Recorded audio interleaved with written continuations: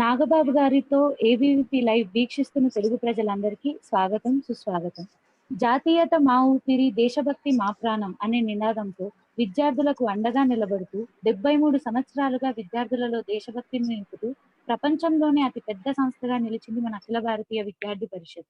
Nation first, self next అనే ఫిలాసఫీతో ఎన్నో కార్యక్రమాలను నిర్వహిస్తూ విద్యార్థి కష్టాన్ని తన కష్టంగా భావించి దేశం మొత్తంలో ఉన్న అన్ని జిల్లాలలో, అన్ని యూనివర్సిటీలలో ఎన్నో ఉద్యమాలతో విద్యార్థుల సమస్యలను తీర్చింది. స్వాతంత్రం తర్వాత జాతీయ జెండాను అవమానపరిచిన నక్సలైట్లకు వ్యతిరేకంగా పోరాడినందుకు సామా జగనన్న లాంటి ఎంతో మంది వీరులు నక్సలైట్ల తూటాల వర్షానికి మరణించారు. వారి ఒక్కొక్క రక్తపు బొట్టుని లక్షల మంది జాతీయవాదులు, విద్యార్థి నాయకులకు స్ఫూర్తిగా నిలిచాయి. అలాగే అఖిల భారతీయ విద్యార్థి పరిషత్ ఎన్నో కార్యక్రమాలను చేపట్టింది. ఆల్ ఇండియాలో ఉన్న ప్రీమియర్ కాలేజీల్లో, ఐఐటి, ఐఐఎంలో థింక్ ఇండియా పేరుతో ఎన్విరాన్మెంట్ కి సంబంధించిన కార్యక్రమాలను చేపట్టడానికి స్టూడెంట్ ఫర్ డెవలప్మెంట్ పేరుతో విద్యార్థులలో ఉన్న కళను గుర్తించి వారిని మరింత ప్రోత్సహించడానికి రాష్ట్రీయ కళా మంచ్, అదే తెలంగాణలో సింగిడి మరియు ఆంధ్రప్రదేశ్ లో కళా ఉత్సవ్ గా నిర్వహించింది. దేశంలో ప్రాణాలను అరచేతిలో పెట్టుకొని కరోనాకి భయపడుతున్న ఈ తరుణంలో అఖిల భారతీయ విద్యార్థి పరిషత్ కార్యకర్తలు తమ ప్రాణాలను సైతం లెక్క చేయకుండా ఎన్నో సేవా కార్యక్రమాలను చేపట్టింది. అలాగే సోషల్ మీడియాలో ప్రజలను జాగృత పరుస్తూ ధైర్యాన్ని నింపడానికి వివిధ కార్యక్రమాలను చేపట్టింది. అందులో భాగంగానే ఈ రోజు మన మధ్య ప్రముఖ నటులు మరియు నిర్మాత, మానవతావాది, సుపరిచితులు, విలువలతో కూడిన వ్యక్తి నాగబాబు గారు విచ్చేశారు. సార్, మీకు నమస్కారాలు. అలాగే మీ విలువైన సమయాన్ని మా కోసం కేటాయించినందుకు ధన్యవాదాలు. ఇప్పుడు నాగబాబు గారు మాట్లాడతారు. ఆ తర్వాత పరస్పర సంభాషణ ఉంటుంది.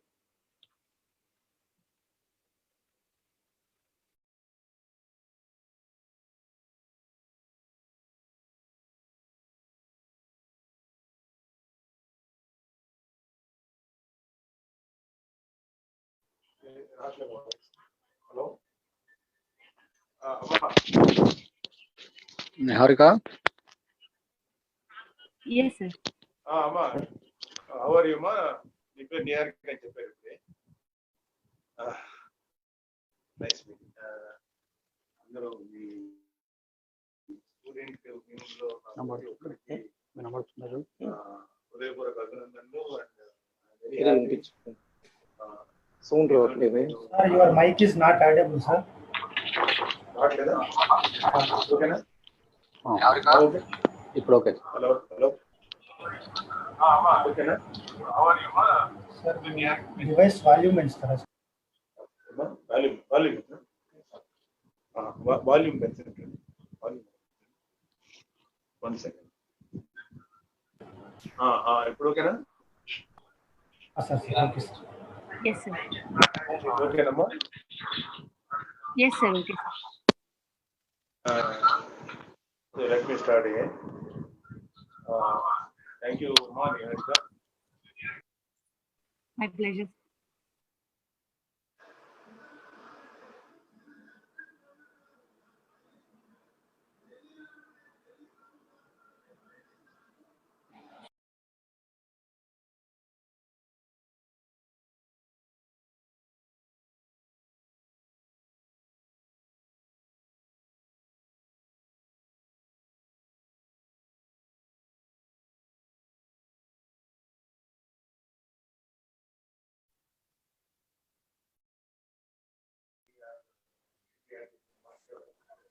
అన్న మ్యూట్ లో పెట్టి మాట్లాడిస్తున్నారు. ఓకేనా?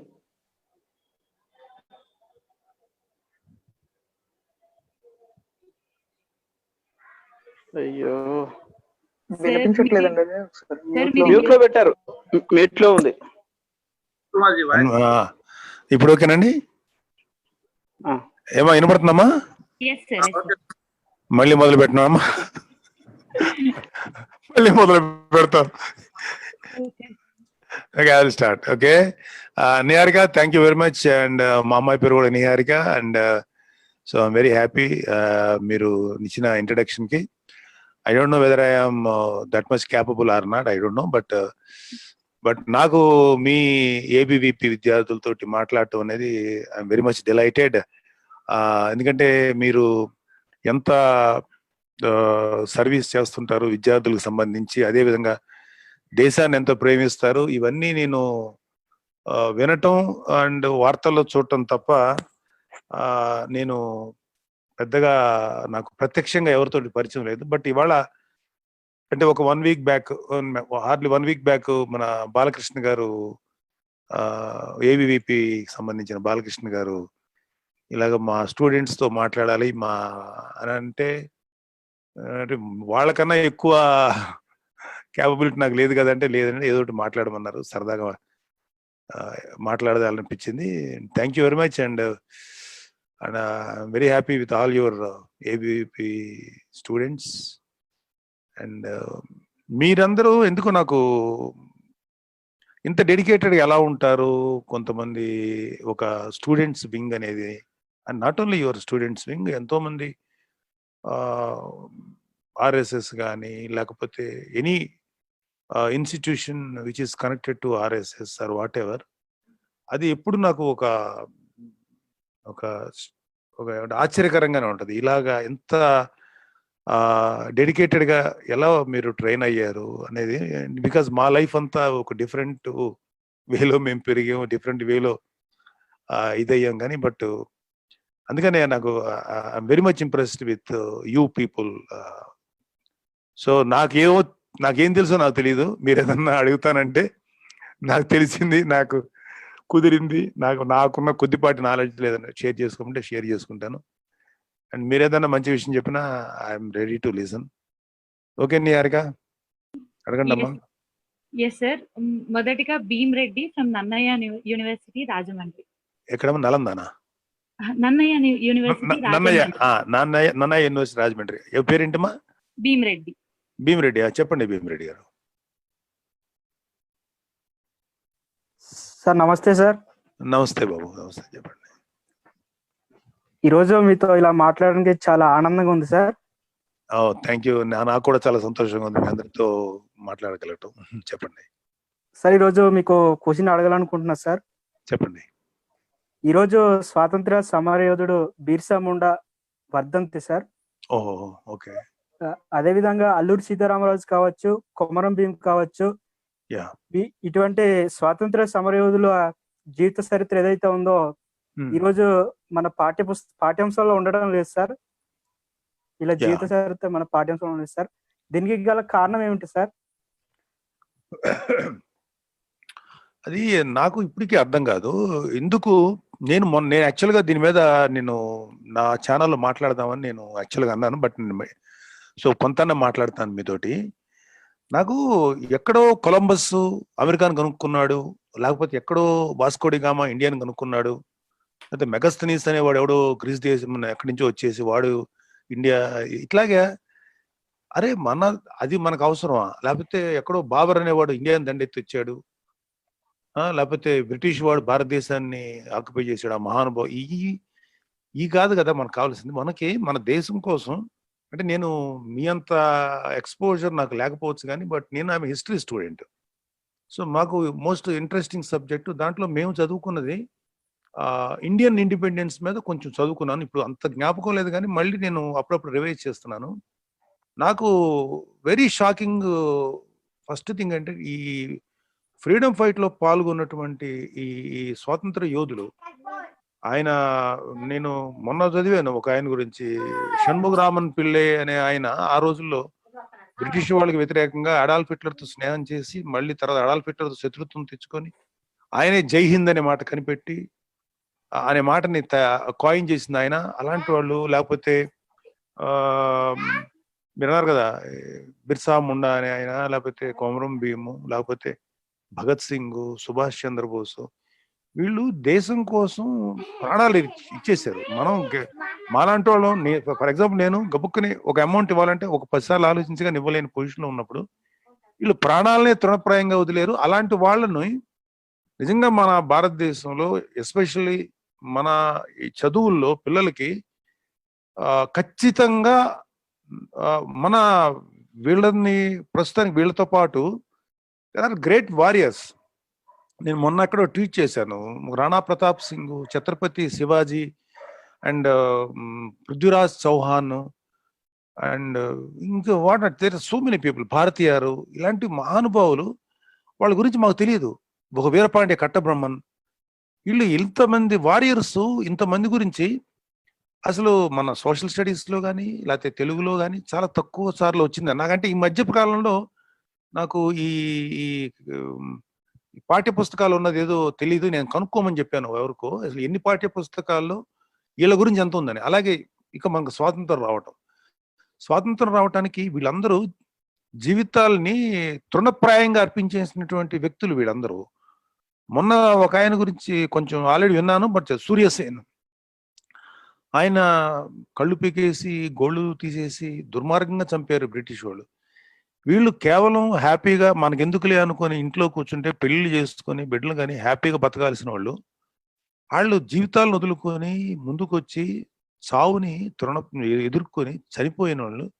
అలాంటి వాళ్ళ గురించి ఇప్పుడు యూత్కి ఎందుకు తెలియకుండా ఎందుకు ఉంది, ఎందుకు నిర్లక్ష్యంగా ఉంది మన విద్యా వ్యవస్థ అనేది చాలా బాధ అనిపిస్తుంది. ఖచ్చితంగా వీళ్ళందరి గురించి ఈ స్వాతంత్ర వీరులు లేకపోతే భారతదేశాన్ని పరిపాలించినటువంటి greatest warriors like Chhatrapati Shivaji, Rana Pratap Singh, Prithviraj, whatever, ఇంకా చాలా మంది ఉన్నారు, సముద్రగుప్తుడు, అశోక్ చక్రవర్తి, వీళ్ళందరూ, పుష్యమిత్ర శృంగుడు అండ్ ప్లస్ ఇంకా వచ్చిన లేటర్ ఆన్ వచ్చినటువంటి స్వాతంత్ర వీరులు, వీళ్ళ గురించి కంపల్సరీగా ఒక ప్రతి up to 10th class, at least up to 5th class వరకు ఒక సబ్జెక్ట్ ఉండాలని నా ఫీలింగ్. అలాగే ఎథిక్స్ అంటే నేను కొంచెం అవుట్ ఆఫ్ టచ్ లో ఉన్నాను ఈ అకాడమిక్ దీనిలో. నాకు ఒక సమాధానం చెప్పండి, మీరు స్టూడెంట్సే కదా, మనకి మోరల్ సైన్స్ ఉందా ఇప్పుడు 1st to 5th క్లాసుల్లో? మీకు ఐడియా ఉందా? ఉంది sir, moral science is just subject అంతే, జస్ట్ సబ్జెక్ట్, దానికి బట్టి కొట్టి రాయటమే. అది ఏ క్లాస్ దాకా ఉందమ్మా moral science? 5th sir, 5th class లో ఉందా, లేకపోతే 1st to 5th వరుసగా అన్ని క్లాసుల్లోనూ మోరల్ సైన్స్ ఉందా? 5th దాకా ఉండదు సార్, ఫస్ట్ లో ఏమి ఉండదు, తర్వాత ఉంటుంది, ఒక 3-4 క్లాసెస్ లో ఉంటుంది అంతే. అంటే దానికి మార్క్స్ ఉండటం అదేమి ఉండదు, కానీ అది ఇప్పుడు 5th క్లాస్ లో ఉంది అది? ఉంది సార్, ఉంది. 4th, 3rd, 2nd లేదా? 3rd నుంచి 5th అట్లా ఉంది సార్, ఏదో 3 క్లాసెస్ ఉంది అంతే. అది కూడా ఏంటి ఎవ్రీడే మన ఇది ఉండదు? ఉండదు, every Saturday, every Friday. Actual గా మోరల్ సైన్స్ అనేది, మోరల్ సైన్స్ అదొక సైన్స్, అది ఎలా ఉండాలి ఏంటని నాకు అదే అనిపిస్తుంది. ఇప్పుడు పెరిగే పిల్లవాడు, యంగ్స్టర్స్ సెల్ ఫోన్లు, మొబైల్స్, వీటికి ఎక్స్పోజర్ అవుతున్నారు, క్రైమ్కి ఎక్స్పోజ్ అవుతున్నారు టీవీలు చూసి. వీళ్ళకి మోరల్ సైన్స్ గురించి తెలియకపోవటం, డబ్బులు ఎలా సంపాదించాలి, డబ్బులే సంపాదించడం, ఓకే డబ్బు సంపాదన కావాలి, ఇది కాకుండా రాజకీయాల్లోకి వచ్చేటువంటి చాలా మంది యంగ్స్టర్స్ మీద నాకు ఒక కంప్లైంట్ ఉంది. చాలా తక్కువ మంది మాత్రమే ఈ దేశం కోసం, ఈ మన ప్రాంతం లేకపోతే మన దేశము, మన రాష్ట్రం అని ఆ ఫీలింగ్తో వచ్చేవాళ్ళు ఇవాళ రాజకీయాల్లో చూసుకుంటే వెరీ వెరీ ఫ్యూ పర్సెంట్, చాలా 10% కూడా ఉండరు. ప్రతి వాళ్ళకి ఆదర్శం ఎవరంటే ఒక కరప్టెడ్ రాజకీయ నాయకుడు. ఆ రాజకీయ నాయకుడు కొన్ని లక్షల కోట్లు సంపాదించాడు, 1000 కోట్లు సంపాదించాడు, మనం కూడా వెళ్దాం, సో డ్రామా చేద్దాం, మనం వెళ్ళి జనాలకి ఏదో సేవ చేసినట్టు బిల్డప్ ఇచ్చి లోపలికి పోయి చేసే పనులు చేస్తా.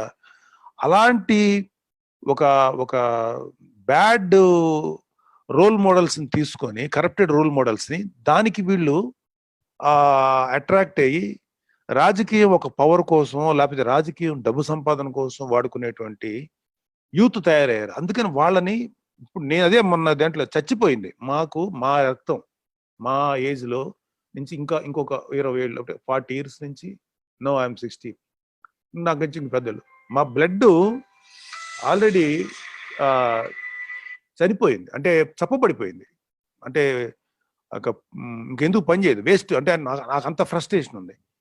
మేము ఈ శాంతి, అహింస, అరే ఎలాంటి వారియర్స్ ఉన్నారు, ఎలాంటి యుద్ధం చేశారు వీళ్ళందరూ, అవన్నీ చెప్పడం మానేసి శాంతి, అహింస అని పేరు పెట్టుకొని దాని వెనకాల చేసే అవినీతి చాలా దారుణం. అది ఎవరినన్నానా ఏంటనేది మీకే అర్థం అవ్వాలి, నేను పేర్లు పెట్టి మాట్లాడటం కూడా నాకు ఇష్టం లేదు. సో మన రక్తం చచ్చిపోయింది, రక్తం పలచబడిపోయింది, లేకపోతే రక్తం చప్పబడిపోయింది, లేకపోతే చల్లబడిపోయింది. నాకు ఇలాంటివన్నీ నేను ఐ అర్జ్ సెంట్రల్ గవర్నమెంట్ ఈ మోరల్ సైన్స్ అండ్ ఈ దేశభక్తులు, మన ఫ్రీడమ్ ఫైటర్స్ యొక్క విలువ, మనం ఇవాళ అనుభవిస్తున్నటువంటి ఒక సిటిజన్షిప్ యొక్క సిటిజన్ అనేటువంటి విలువ, ఆ ప్రివిలేజ్ ఎంత గొప్పదని తెలియాలంటే ప్రతి వాళ్ళకి ఇలాంటి గొప్ప ఫ్రీడమ్ ఫైటర్స్ చరిత్రలు తెలియాలి, వాళ్ళకి నాలెడ్జ్ కావాలి. అంటే నేను ఇప్పుడున్న వాళ్ళల్లో ఇలా తీసుకుంటే నేను పర్టికులర్గా ఒక సంస్థకో లేకపోతే ఒక రాజకీయ పార్టీకో నాకు ఉన్నదల్లా ఒక జనసేన. కానీ నాకు కొంతమంది వ్యక్తుల గురించి ఉంటాను నేను.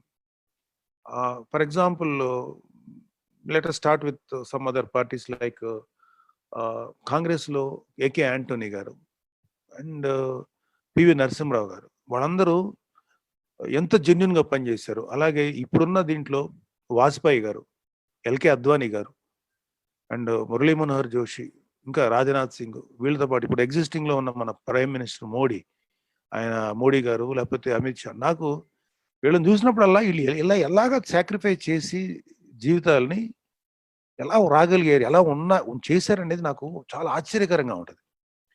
నేను మోడీ గారి గురించి కొంత తెలుసు, కానీ నేను మొన్న ఆర్టికల్ 370 రైట్ 370 కదేనా 370 నాకు కొంచెం అది రద్దు చేశారు కదా, అది రద్దు చేశారు. రద్దు చేసే ముందు ఆయన ఎప్పటి నుంచి అంటే ఆర్టికల్ 370 రద్దు చేయడానికి ఎంత బేస్ ఉంది ఆయనకి.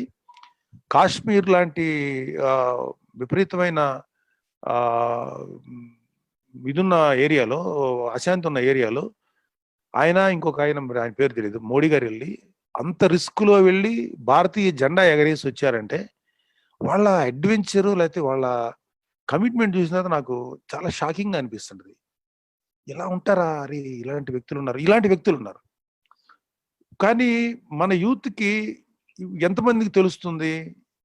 ఇప్పుడు ఎగ్జిస్టింగ్ లో కానీ లేకపోతే ఆల్రెడీ చనిపోయిన వాళ్ళలో కానీ కీర్తిశేషులు అయిపోయిన మహానుభావులు వాళ్ళ చరిత్రలు వాళ్ళకి తెలియాలి యూత్కి. అది తెలియకుండా పోతుంది అని నా బాధ. అందుకే కంపల్సరీగా నేనేమంటానంటే మోడీ గారిని మీ అందరి తరఫున రిక్వెస్ట్ చేసేది ఏంటంటే కంపల్సరీగా ఈ మన భారతదేశాన్ని కాపాడిన, భారతదేశం కోసం ఈ మొఘలాయులతోటి లేకపోతే బ్రిటిష్ వాళ్ళతోటి యుద్ధం చేసినటువంటి భారతదేశపు మహారాజులు, వీరులు, వాళ్ళ చరిత్రలు, స్వాతంత్రం కోసం పోరాడినటువంటి భారత ఈ ఫ్రీడమ్ ఫైటర్స్, వీళ్ళందరి చరిత్రలు పాస్ అయితే గానీ ఇది కంపల్సరీగా పాస్ అవ్వాలి. పాస్ అయితే గానీ వాళ్ళకి డిగ్రీ రాకూడదు అనే రూల్ రావాలి, ఖచ్చితంగా రావాలి. నేను ఎందుకో దాని మీద మాత్రం చాలా గట్టిగా రావాలని నా కోరికమ్మ. సో అది ఇప్పుడు మనం ఏం చేయలేం. బట్ నాకు ఎక్కడో నమ్మకం ఏంటంటే మోడీ గారన్నా ఈ చేయగలుగుతారు. ఎందుకంటే ఈజ్ ద ఓన్లీ హోప్, ఈ కంట్రీకి is the only hope. So ఆయనన్నా ఇది రావాలి, ఇది వచ్చేలా చేయాలని కంపల్సరీగా పాస్ అవి తీరాలి. ఇది పాస్ అయితే తప్ప నువ్వు 10th క్లాసా లేకపోతే 5th క్లాసా, ఇంటర్మీడియట్, అట్లీస్ట్ 10th క్లాస్ వరకు అన్నా అది మస్ట్ అండ్ షుడ్ సబ్జెక్ట్. అది కలిస్తేనే వాళ్ళకి మార్కులు రావాలి, పాస్ చేయాలనేది పెట్టాలండి. రెడ్డి గారు ఓకేనా? Personal feeling. Thank you Babu, thank you sir. Next Kiran Kumar, hello, Kakatiya university Warangal. Kiran Kumar, Kakatiya university అమ్మా.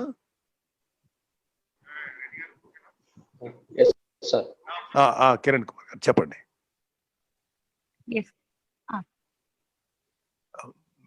ఉన్నారా? ఇది సిగ్నల్ కట్ అయిందా? హలో సార్, నమస్కారం సార్.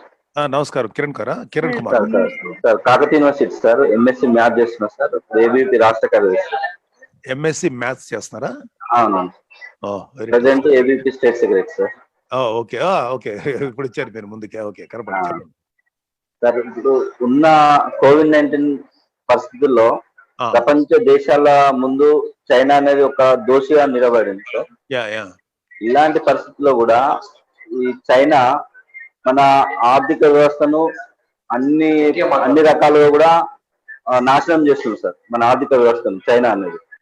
అదేవిధంగా చైనా ఎప్పుడు చూసినా మోసపూరిత విధానాలతోని ఎప్పటి కూడా గత చరిత్ర కూడా మోసపూరిత విధానాలు అనుభవిస్తుంది సార్, మన దేశం పట్ల కానీ ఇతర దేశాల పట్ల.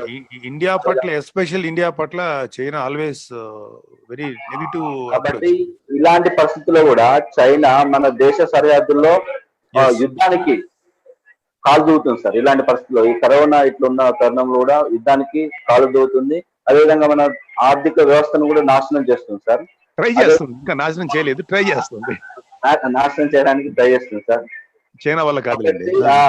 కాబట్టి చైనాను మనం రాబోయే రోజుల్లో అధిగమించడానికి మనం ఏం చేస్తే బాగుంటుంది, ఎలా అయితే మనం చైనాను అధిగమించగలుగుతాం, దానిపైన మీరు కిరణ్ గారు మీకంటే ఎక్కువ నాలెడ్జ్ లేదు కానీ, but I will try to say what I can.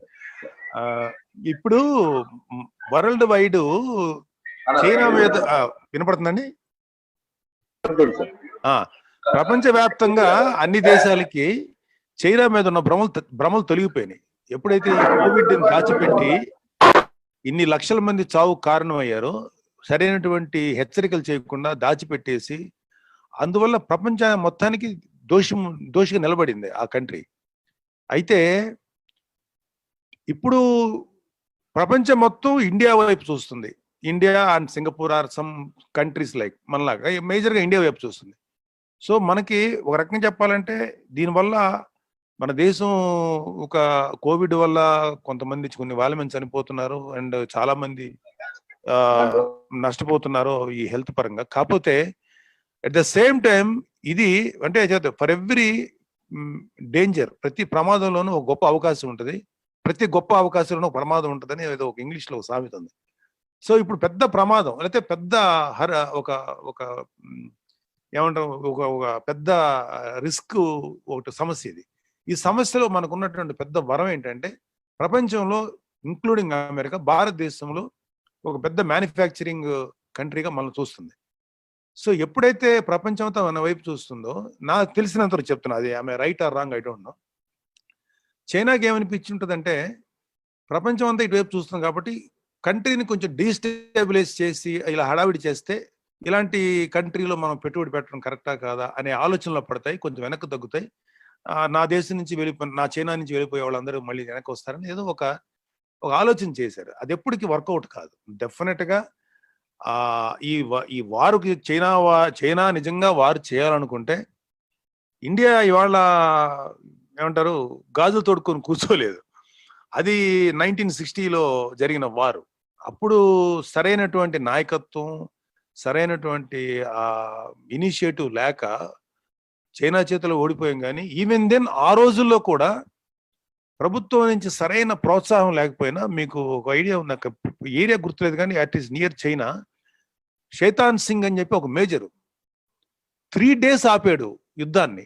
3 days China అంటే సరైన అంబినేషన్, సరైన ఇది లేకపోతే 3 days మనం 300 men అనే సినిమా మీరు ఎవరినో చూసారు లేదు, స్పార్టన్స్ మన జెర్క్సస్ అని చెప్పి ఒక పెద్ద ఇరాన్ దేశపు రాజుని ఎదురిస్తాడు కొన్ని లక్షల మంది ఉన్నటువంటి, వేల మంది లక్షల మంది ఉన్న ఆర్మీని 300 మంది తోటి.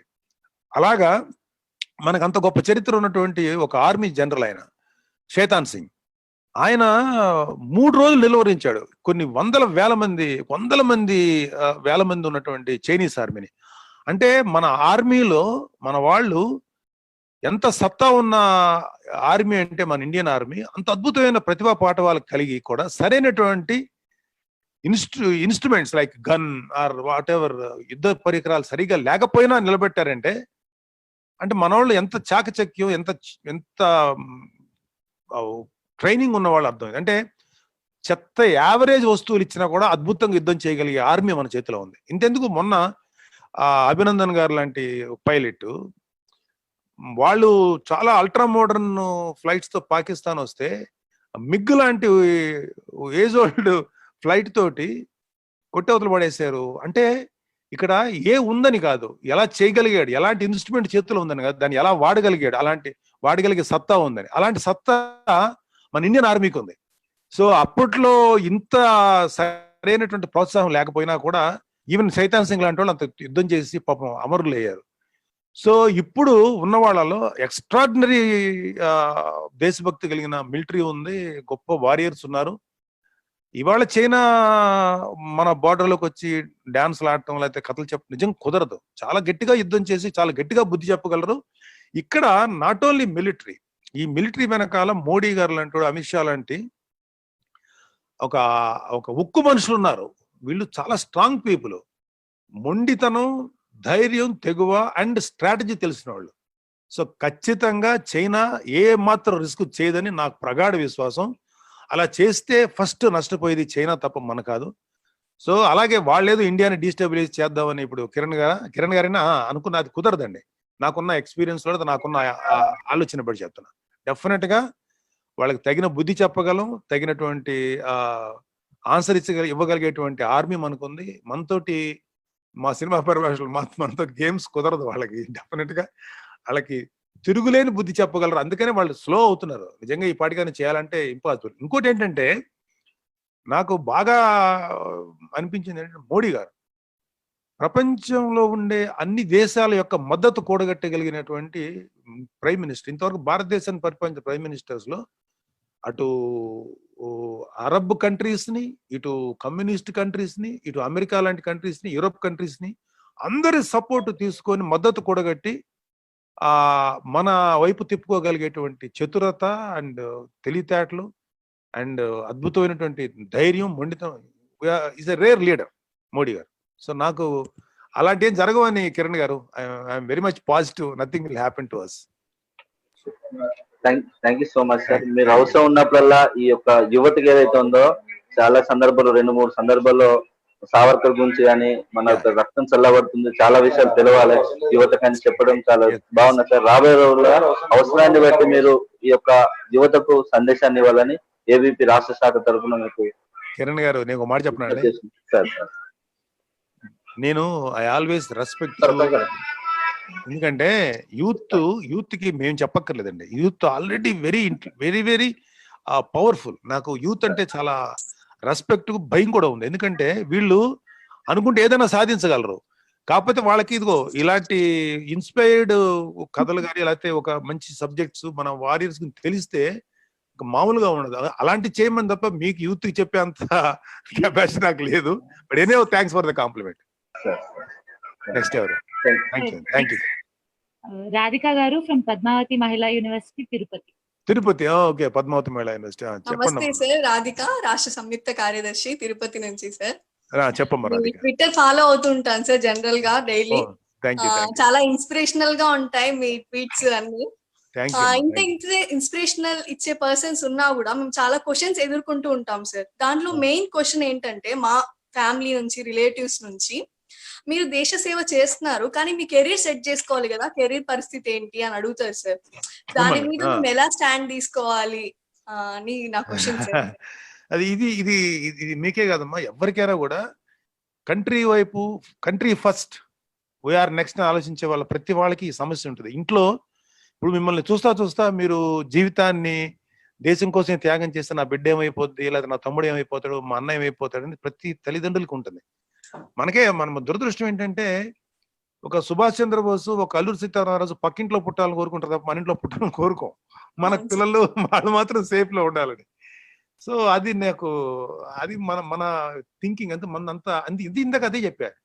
మన కంట్రీలోనే ఈ అహింస, శాంతి, పరమత, ఈ యొక్క అందరం కలిసి అంటే ఎవరు ఏమైనా సరే మనం భరించాలి. దీనివల్ల ఏమైపోయిందంటే, మనకెందుకులే, మన జాగ్రత్తలో మనం ఉందాం, మన ఇంటి వరకు మనం చూసుకుందాం, మన జీవితం మనం చూసుకుందాం, ఇలాంటి ఆలోచనలతోటే మన పెద్దవాళ్ళు పెరిగారు. అంటే యాక్చువల్గా మీ తల్లిదండ్రులు ఏజ్ నాకు ఉంటుంది అనుకోండి, నేను అలా పెరిగాను. ఏదైనా కొద్దిగా డిఫరెంట్ గా ఆలోచిస్తానేమో, నేను కూడా అంత గొప్పగా ఆలోచిస్తాను అనుకోను. సో అందుకని ఏంటంటే, మీరు ఏదైనా ధైర్యం చేస్తుంటే, వద్దొద్దు నీ కెరీర్ చూసుకో, ఆడపిల్ల అయితే తొందరగా పెళ్లి చేసుకో అని. సో నో డౌట్ అమ్మా, ఖచ్చితంగా నాట్ ఓన్లీ కెరీర్ అమ్మా, కంట్రీ గురించే కాదమ్మా, మీలాంటి వాళ్ళందరూ కూడా రాజకీయాల్లోకి రావాలి. మెయిన్ రాజకీయం అనేది ఒక నోబుల్ ప్రొఫెషన్ అనకూడదు దీన్ని, ఒక సేవ, ఒక పవిత్రమైన సేవ లాంటిది. కానీ మన కర్మ ఏంటంటే, రాజకీయం అనేది ఒక వ్యాపారం, లేకపోతే ఒక డబ్బు సంపాదించే మార్గం, లేకపోతే అధికారం, పవరు, వీటి కోసమే రాజకీయం అనేటువంటి మైండ్ సెట్, అంటే కుళ్ళిపోయిన మైండ్ సెట్ ఇవాళ మన పాలిటిక్స్ లో ఉంది. సో అలాంటి మైండ్ సెట్ నుంచి మేము చిన్నప్పటి నుంచి మంచి మంచి ఫ్రెండ్స్తో తిరిగాం, మంచి ఆలోచన పరులు తిరిగాం. మాకు అన్ని రకాల పార్టీలకు సంబంధించిన వాళ్ళు కానీ, లేకపోతే దేశభక్తులకు సంబంధించి వీళ్ళందరితో పరిచయాలు ఉన్నాయి. నేను చాలా యంగ్ ఏజ్ లో డిగ్రీ చదువుతున్నప్పుడు సత్యార్థ ప్రకాష్ చదివాను, స్వామి దయానంద సరస్వతి రాసింది. అలాగే చంద్రశేఖర్ ఆజాద్ గురించి, లేకపోతే వీర సావర్కర్ గురించి మా హిస్టరీలు చదువుకున్నాం మేము. ఆయన షిప్లో నుంచి దూకి పారిపోయాడు బ్రిటిష్ వాళ్ళ చేతిలో నుంచి. ఇలాంటివన్నీ చదివి అబ్బా ఎంతెంత సాహస వీరులు, దేశం కోసం ఎంత జీవితాన్ని వీళ్ళు ఇచ్చేసారని. సో నాకు అలాంటి వాళ్ళు అందరు ఇప్పుడు వెళ్ళిపోయారు. ఒక జనరేషన్ అంటమాట, అంటే ఒక స్పీషీస్ అంటారు మాకు సైన్స్ లో చెప్పాలంటే. మనం ఒక జాతి, అది అలాంటి జాతి ఇవాళ లేదు. అందరు ఇప్పుడున్న యూత్ అంతా మనకేంటి నెక్స్ట్, మనం ఎవరిని ఎట్లా వెళ్దాం, ఎట్లా సంపాదిద్దాం, మన రాజకీయాన్ని ఎట్లాగ అడ్వాంటేజ్ వాడుకుందాం అనే మెంటాలిటీ ఉన్నవాళ్ళు. అందుకని మీలాంటి వాళ్ళందరూ నో డౌట్ మీరు కెరీర్లో పైకి వస్తూనే ఖచ్చితంగా ఇది రావాలి, మీరు దేశం కోసం పనిచేయాలి. అంటే ఈ డిపెండ్స్ అమ్మా, మీకు ఎంతవరకు చేయాలన్నారో అంతవరకన్నా చేయండి. ఇప్పుడు మీరు సడన్ గా, లేకపోతే మీ దగ్గర నుంచి ఒక ఝాన్సీ లక్ష్మీబాయో, లేకపోతే ఇంకేదో గొప్ప రాణి రుద్రం, ఇంత త్యాగం కూడా అవసరంలా. మీ కాలంలో, మీకున్న సమయంలో కొంత భాగాన్ని దేశం కోసం ఒక గంట సేపు చేసినా చాలు. మీలాంటి యూత్ యంగ్స్టర్స్ ఇవాళ 30-40% పైనే మన భారతదేశంలో లెస్ దెన్ 30 ఇయర్స్ లోపు ఉన్నారు. వీళ్ళు ఒక్కొక్కళ్ళు ఒక్కొక్క గంట, అట్లీస్ట్ వారానికి 2 గంటల పాటు దేశం అనే concept, country, patriotism, what ever, 2 hours కేటాయిస్తే ఎంత గొప్పగా ఉంటుంది అసలు ఊహించలేవు. కొన్ని లక్షల గంటలు అవుతుంది, కోట్ల గంటలు, అది చాలు. లేదు ఎవరన్నా కొంతమంది ఉన్నారు, ఇప్పుడు మీ ఏబీవీపీలో కొంతమంది పెళ్లిళ్ళు కూడా చేసుకోకుండా జీవితాలను అంకితం చేసిన వాళ్ళు ఉన్నారు. అలాగే అనేక రకాల పార్టీల్లో ఎంతో మంది జీవితాలు అంకితం చేసేసి, విధానాలు వేరైనా జీవితాలను అంకితం చేసేసి వాళ్ళ ఆశయాల కోసం పోరాడుతున్న వాళ్ళు ఎంతో మంది మనం విన్నాం, చూస్తున్నాం. సో అంత దూరం కూడా వెళ్ళకపోయినా పర్వాలా, ఎంతైనా కొంత ఒక 10% సొంత లాభం కొంత అనుకుని అన్నారు సరే, అలాగే ఒక 10% అన్నా మనం దేశం కోసం వెచ్చించడం తప్పలేదు. ఖచ్చితంగా మీలాంటి వాళ్ళు రావాలి. ఇంకా నేను చెప్పాలంటే 10% కాదు, మీలాంటి వాళ్ళందరూ రాజకీయాల్లోకి రావాలి. రాజకీయాల్లోకి వచ్చి ఈ కుళ్ళుని దీన్ని ప్రక్షాళన చేయాలి. మా తమ్ముడు పవన్ కళ్యాణ్, వాడు చిన్నప్పటి నుంచి కూడా ఈ ఫ్రస్ట్రేషన్, ఇప్పుడు నీలో ఏదైతే ఫ్రస్ట్రేషన్ ఉందో మిగతా చూస్తున్న కుర్రవాళ్ళలో, స్టూడెంట్స్లో ఎలాంటి ఫ్రస్ట్రేషన్ చేస్తే అలాంటి ఫ్రస్ట్రేషన్ ఉండేవాడు. మేమిద్దరం డిస్కస్ చేసుకునేవాళ్ళం. కాకపోతే నాకంటే ఎక్కువ డీప్గా వెళ్ళిన వ్యక్తి కళ్యాణ్ బాబు. ఆ ఫ్రస్ట్రేషన్ నుంచి సినిమా ఇండస్ట్రీలో మాకు ఒక ప్రొఫెషన్ కావాలి కాబట్టి వచ్చినా కూడా అతని నిజమైనటువంటి ఒక ఆశయం అయితే అది చచ్చిపోవాలి, అది ఉండి ఉండి ఉండి జనసేన రూపంలో బయటకు వచ్చింది. సో ఆ విధంగా కళ్యాణ్ బాబు ఇవాళ పర్సనల్ లైఫ్ని కూడా చాలా వరకు వదిలేసుకొని వచ్చాడు, చేస్తున్నాడు. మేము అందరం కళ్యాణ్ బాబుని చూసి ఇన్స్పైర్ అయ్యాం. అలాగే మాకు నేను చెప్పాను కదా, ఇలాంటి గొప్ప గొప్ప వ్యక్తులందరూ చదువుకున్నాను కాబట్టి నాకు కూడా ఇన్స్పైర్ అయ్యాను. నేను జనసేనలో పనిచేస్తున్నాను. అండ్ నాకు మోడీ గారు అన్నా, లేకపోతే ఎవర్ వీళ్ళందరూ గొప్ప గొప్ప ఓల్డ్ లీడర్స్, లేకపోతే కాంగ్రెస్లో ఉన్నటువంటి గొప్ప వ్యక్తులు లైక్ యాంటోనీ గారు, లేకపోతే ఆ రోజుల్లో లాలా లజపత్ రాయ్, బిపిన్ చంద్రపాల్, లేకపోతే నేతాజీ సుభాష్ చంద్రబోస్, సూర్యసేన్, ఇలాంటి వ్యక్తులందరూ చదువుకున్న తర్వాత ఆజాద్, చంద్రశేఖర్ ఆజాద్, మన భగత్ సింగ్, నాకు కనీసం మనం కొద్దిగా చేయలేమా, వాళ్ళు 100% చేసినప్పుడు కనీసం 5% అని చేయలేమా, చేయొచ్చు అనేది నా నమ్మకం. మన జీవితాన్ని త్యాగం చేయకర్లా, 10% ఆఫ్ అవర్ సెల్ఫిష్నెస్ తగ్గించుకుంటే ఖచ్చితంగా దేశానికి ఉపయోగపడతాం. కంట్రీ ఫస్ట్ అనే ఫీలింగ్ ప్రతి వాళ్ళకి రావాలి. నా ఫీలింగ్ ఖచ్చితంగా మీరందరూ రాజకీయాల్లో రావాలమ్మా. Thank you so much sir. మీలాంటి ఇన్స్పిరేషనల్ పర్సన్ తో మాట్లాడడం, ఇలా క్వశ్చన్ అడగడం చాలా సంతోషంగా ఉంది సార్. Thank you so much. Thank you అమ్మా. నిజంగా మీరు అడిగిన, మీలో ఎంతో బర్నింగ్ ఉండబట్టే ఈ ప్రశ్నను అడిగారు. నాలోనూ ఎంతో ఒక ఫ్రస్ట్రేషన్ ఉండబట్టి దానికి ఆన్సర్ చెప్పగలిగాను. So thank you very much for your thank you so much sir. Thank you sir. Next Phanikrishna garu from central university of Hyderabad. ఏం పేరమ్మా? ఫణికృష్ణ గారా, చెప్పండి సార్. నమస్తే సార్. 1 సెకండ్ అండి అమ్మా. పవన్ వాటర్ తెచ్చిపెట్టమా. చెప్పండి పనికృష్ణ గారు. సార్ నమస్తే, నా పేరు పనికృష్ణ. నేను పిహెచ్డి చేస్తున్నాను సార్ హైదరాబాద్ సెంట్రల్ యూనివర్సిటీ నుంచి. ఓ సెంట్రల్ యూనివర్సిటీ, గుడ్ గుడ్. మొట్టమొదటిగా మీకు మరియు ఏబీపీ తెలంగాణకి ప్రత్యేకమైన కృతజ్ఞతలు సార్. ఎందుకంటే ఇటువంటి ఒక విభిన్నమైన టాపిక్ అంటే దేశభక్తి మీద మనం మాట్లాడుకోగలుగుతున్నాం అంటే అది మనము I mean actually I'm very happy about it sir. Thank you. మీ పేరేంటి? హరికృష్ణ కదా? పనికృష్ణ. పనికృష్ణ ఓకే. సార్ అంటే నా ప్రశ్న ఏంటంటే ఈ మధ్య కాలంలో ఇప్పుడు మీరు మాట్లాడిన విషయాలు కానీ లేదా ఈ మధ్య కాలంలో మీ స్టేట్మెంట్ కానీ బాగా దేశభక్తిని పెంపొందించే విధంగా ఉన్నాయి sir. About it. Thank you for the complement. కానీ నేను ఒక మాట చెప్పనా ఫణికృష్ణ గారు, సార్ మీలో మీలాంటి స్టూడెంట్స్ లేకపోతే మీలాంటి యంగ్స్టర్స్ హూ ఆర్ ఇన్స్పైర్డ్, మీకు నేను ఇందాక చెప్పినవన్నీ మీకు అసలు అప్లై కావు, ఎందుకంటే మీరు ఆల్రెడీ ఇన్ దట్. నేను చెప్పేది ఏదైతే లేదో మిగతా స్టూడెంట్స్ కి వాళ్ళకన్నా. సో మీలాంటి వాళ్ళందరికంటే నేనేమి I'm just an average person. నేను చాలా తక్కువ టైం ఇంకా చేసి ఉండాల్సింది, బట్ అట్లీస్ట్ ఇప్పుడన్నా చెప్పాలనిపించి నేను చెప్తున్నాను. Thank you very much. లేదు సార్, అంటే మీరు ఈ మధ్య ఇచ్చిన స్టేట్మెంట్లు కూడా ఏదైనా మనం కూడా దేశానికి చేయాలి అని చాలా మంది యూత్ అనంగా వినంగా నేను బాగా అబ్జర్వ్ చేస్తున్నాను సార్. అంటే మీ స్టేట్మెంట్లను ఫాలో అవుతూ ఓకే మనం కూడా దేశానికి ఏదైనా చేయాలి అనే ఒక ఆలోచన మీరు కల్పిస్తున్నారు సార్ యూత్ కి. అది నా అభిప్రాయం. నా ప్రశ్న ఏంటంటే ఇప్పుడు ఇలాంటి అభిప్రాయాన్ని ఎప్పుడు మనం అంటే ఈ యూత్ ఎప్పుడు లైవ్ లో ఉంచుకోవాలి, లైవ్ లైట్ లో ఉంచుకోవాలి, లేదా ఇదే వాళ్ళ మనసులో రగులుతూ ఉండాలంటే ఎటువంటి ఆలోచన ఉంటే బాగుంటది అనేది నా ప్రశ్న సార్. అంటే ఎప్పుడు లైమ్ లైట్ లో మనకి ఆలోచన ఉండాలి అంటే దేశభక్తి లేకపోతే కంట్రీ ఫస్ట్ ఇలాంటిది ఎప్పుడు సజీవంగా ఉండాలి, చచ్చిపోకూడదు. అదే సార్. నేను అదే ఫణికృష్ణ గారు నేను మనం చెప్పింది అదే.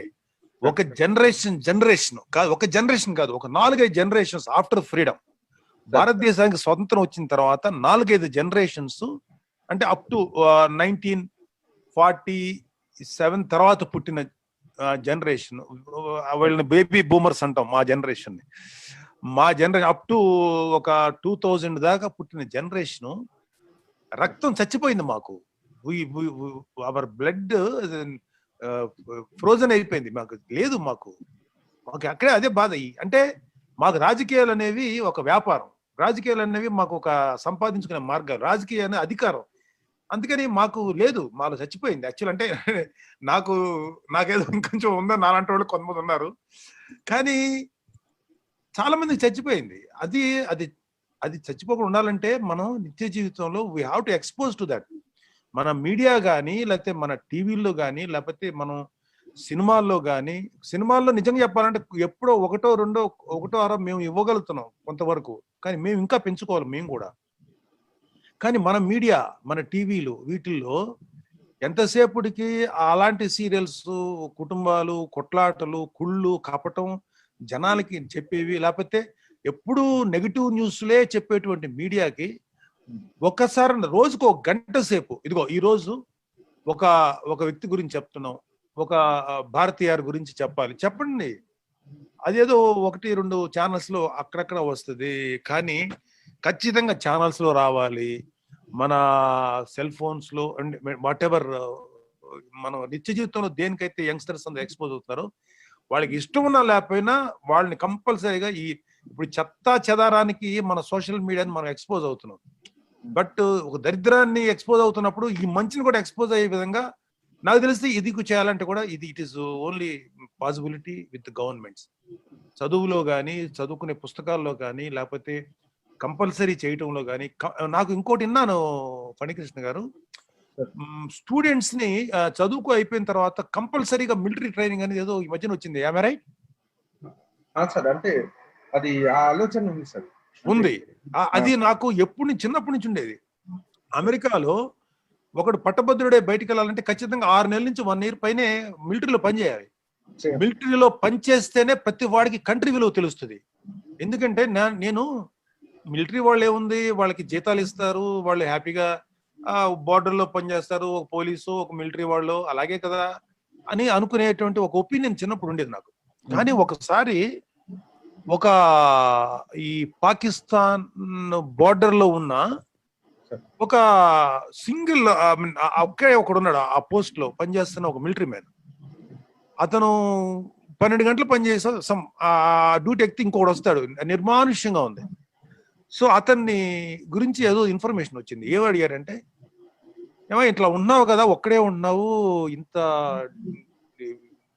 ఇదిగా ఉంది, నువ్వు ఎలా ఉండగలుగుతున్నావు, ఎందుకు నువ్వు చేయలేకపోతున్నావు, ఎందుకు ఇట్లా ఉండాల్సిన అవసరం ఉందా అంటే వాడు వాడిన మాట కొంచెం వాడకూడదు కానీ, సాలోంకు మారినాయే సార్ హమారా దేశ్కు బచా, అలాంటి ఏదో కైండ్ ఆఫ్ థింగ్. దేశం కోసం సార్ ఒక్కొక్కరిని దుమ్ము దులిపాలి సార్, అందుకని ఉన్నాం సార్. అరే అన్ని ఏళ్ళ నుంచి డ్యూటీ చేస్తున్న వాడికి ఇంకా అంత ఇన్స్పిరేషన్ ఎలా ఉందంటే, బికాజ్ ఆ కంట్రీ ఫీలింగ్ వాడికి తీసుకొచ్చారు. మిలిటరీ అంటే అది ఉంటుంది.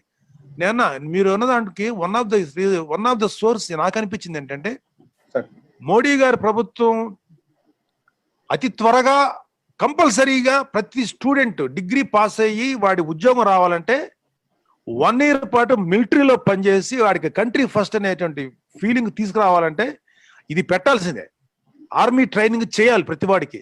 దానివల్ల శరీరం, మనసు, ఆలోచన అన్ని మారుతాయి. అంటే నేను ఒక కాన్సెప్ట్ చెప్తాను. ఎవరైతే ఆరోగ్యకరమైనటువంటి శరీరం ఉంటుందో వాడికి ఆరోగ్యకరమైన ఆలోచనలు ఉంటాయి. ఆరోగ్యకరమైన ఆలోచనలు ఎవడుకుంటాయో వాడికి ఆరోగ్యకరమైనటువంటి పనులు చేస్తాడు. మీరు చూడండి, దొంగ పనులు, ఎదవ పనులు చేసే చాలా మంది వ్యక్తులు, name any criminal or any corrupted politicians, మీరు జస్ట్ అది మీరు నమ్ముతారో నమ్మరో కానీ చాలా మందికి హెల్త్ బాగుండదు, అడిగి ఏదో ఒక సమస్య ఉంటుంది. ఖచ్చితంగా చెప్పగలం. ఈ మధ్యన చాలా మంది, ఒక మాఫియా డాన్కి కూడా హెల్త్ బాగాలేదు, చచ్చిపోయాడు కోవిడ్తో అన్నారు, ఎవరో నాకు తెలియదు, కానీ వాళ్ళ హెల్త్ బాగుంటుంది. సో మంచి హెల్త్, యూత్ ఎక్సర్సైజ్ చేయాలి, యూత్ ఫిట్ లో ఉండాలి. ఎప్పుడైతే మీరు చూడండి, క్రిమినల్స్ ఎప్పుడు కూడా మంచి స్పోర్ట్స్ మెన్ లేకపోతే మంచి మంచి క్రీడాకారులు నెగిటివ్ థాట్స్ లేకపోతే క్రిమినల్ మైండ్ ఉండదు. సో కంపల్సరీగా కాలేజీలో ఫిజికల్ ఎడ్యుకేషన్ అనేది మస్ట్ అండ్ షుడ్ గా చేయాలి. చదువు అయిపోయిన తర్వాత మిలిటరీ ట్రైనింగ్ ఇవ్వాలి. ఆ మిలిటరీ ట్రైనింగ్ లో కంట్రీ ఫీలింగ్ ఇవ్వాలి. అది పాసిబిలిటీ ఉంది. నేను మొన్న కూడా చదివాను అక్కడ న్యూస్, అరే ఇది భలే ఉంది కదా, మనం ఎప్పుడో అనుకున్నాం ఇది చేస్తున్నాడా మోడీ గారు చేస్తే భలే ఉంటది అనిపించింది. నేను మనందరం కూడా we have to voice out, కంపల్సరీగా చేయాలని. ఎంత బాగుంటుంది. ఆడపిల్లలు ఎంతసేపుగా మన ఆడపిల్లలు ఎవడో వచ్చి రక్షిస్తాడా, మన ఆడపిల్లలు వాళ్ళే డిఫెండ్ చేసుకునే అంత శక్తివంతులుగా తయారవ్వాలి. అంటే వాళ్ళకి కూడా ఏంటంటే, మా అమ్మాయి పెద్దది అయిపోయింది, పెళ్లి చేసేసి ఒక అత్తారిని పంపిస్తే ఒక గొడవ వెళ్ళిపోద్దనే మైండ్ సెట్ తల్లిదండ్రులను చూశాను నేను. నాకు చాలా అసహ్యమైనటువంటి మైండ్ సెట్ ఇది. ఎస్, ఆడపిల్ల, మగాడి ఇంటికి గొప్ప, మగాడితో పాటు ఆడపిల్లలు వాళ్ళది. ఇవాళ country India is not only male. ఆడపిల్లలు వాళ్ళ శక్తి ఎంత ఉంది, వాళ్ళని ఎందుకు మనం అందుకని వాళ్ళకు కూడా మిలిటరీ ట్రైనింగ్ ఇచ్చి, మిలిటరీలో కంపల్సరీ అంటే అక్కడ ఈ 1 year ట్రైనింగ్ కోసం నా ఫీలింగ్ ఏంటంటే, ఫణికృష్ణ గారు, వాళ్ళకి వాళ్ళకి ఫిట్నెస్ లేదు, అది కాదు, ఎంత ఫిట్నెస్ ఉంటే అంత ఫిట్నెస్. వాళ్ళకి 1 year పాటు solid training 1 year or 2 years ఇచ్చి అప్పుడు బయట పంపించాలి. నువ్వు పలానా ఉద్యోగం చేసుకో. వాళ్ళకి ఏజీ ఇది ఐచ్ఛికం చేయకూడదు. అంటే ఆప్షన్ ఉంటే ఉండొచ్చు, లేదు, కంపల్సరీ చేయాలి. ఇది రూల్. ఆ రూల్ పెట్టండి, ప్రతి వాడికి దేశం మీద ప్రేమ వస్తుంది. చచ్చేదాకా దేశం మీద ఆ ఫీలింగ్ పోదని నా పర్సనల్ నమ్మకం. ఫణికృష్ణ గారు, I don't know whether I am right or wrong, but I have that strong feeling. No sir, you are absolutely right. ఎందుకంటే మీరు చెప్పిన కాన్సెప్ట్ ఏదైతే విమెన్ ఎంపవర్మెంట్ ఉందంటారా సార్, అది యాక్చువల్ గా ఈ రోజు మనకి చాలా అవసరం సార్. సో అదే రకంగా మీరు ఏదైతే ఇప్పుడు ప్రతి ఒక్కరికి ఆ నేషనల్ ఫీలింగ్ రావాలి, మిలిటరీ ట్రైనింగ్ చేయాలి సార్. అది మీరు చెప్పింది 100% correct sir. Thank you so much. అది నిజంగా అది వస్తే ఫణికృష్ణ గారు, నాకు నిజంగా ఐఆమ్ ద హ్యాపీయెస్ట్ పర్సన్. ఎందుకంటే మేము ఇప్పుడు ఐఎమ్ 60, ఇప్పుడు నేను వెళ్ళి మిలిటరీలో ట్రైనింగ్ తీసుకోలేను, కానీ నేను ఛాన్స్ దొరికితే కనీసం ఒక 3 నెలలు అన్నాను, కొద్దిగా గొప్ప చేయగలుగుతాను, గన్ను పట్టుకోగలుగుతాను, చేయాలి నాకు ఉంది. ఈవెన్ ఐఎమ్ 60, ఒక 3 నెలలో 6 నెలలు నా శక్తి అంత కంటే సరిపోదు. నేను చేస్తా guarantee. I will work if I'm given opportunity. నేను ఖచ్చితంగా కనీసం ఒక 6 నెలలు నేను ట్రైనింగ్ తీసుకుంటే వెళ్తాను, రెడీ అవుతాను, నేను రెడీ. కానీ నాలంటోడు ఎవరు అనుకోండి ఇస్తే ఐఎమ్ వెరీ హ్యాపీ. నాలంటోడు ఉన్నారు అయితే, దెర్ ఆర్ పీపుల్.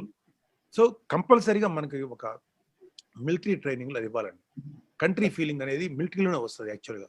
ఆర్ఎల్స్ దేశభక్తిని పెంపొందించే ఎన్నో సంస్థలు లేకపోతే కొన్ని గ్రేట్ వ్యవస్థలు ఉన్నాయి మనకి.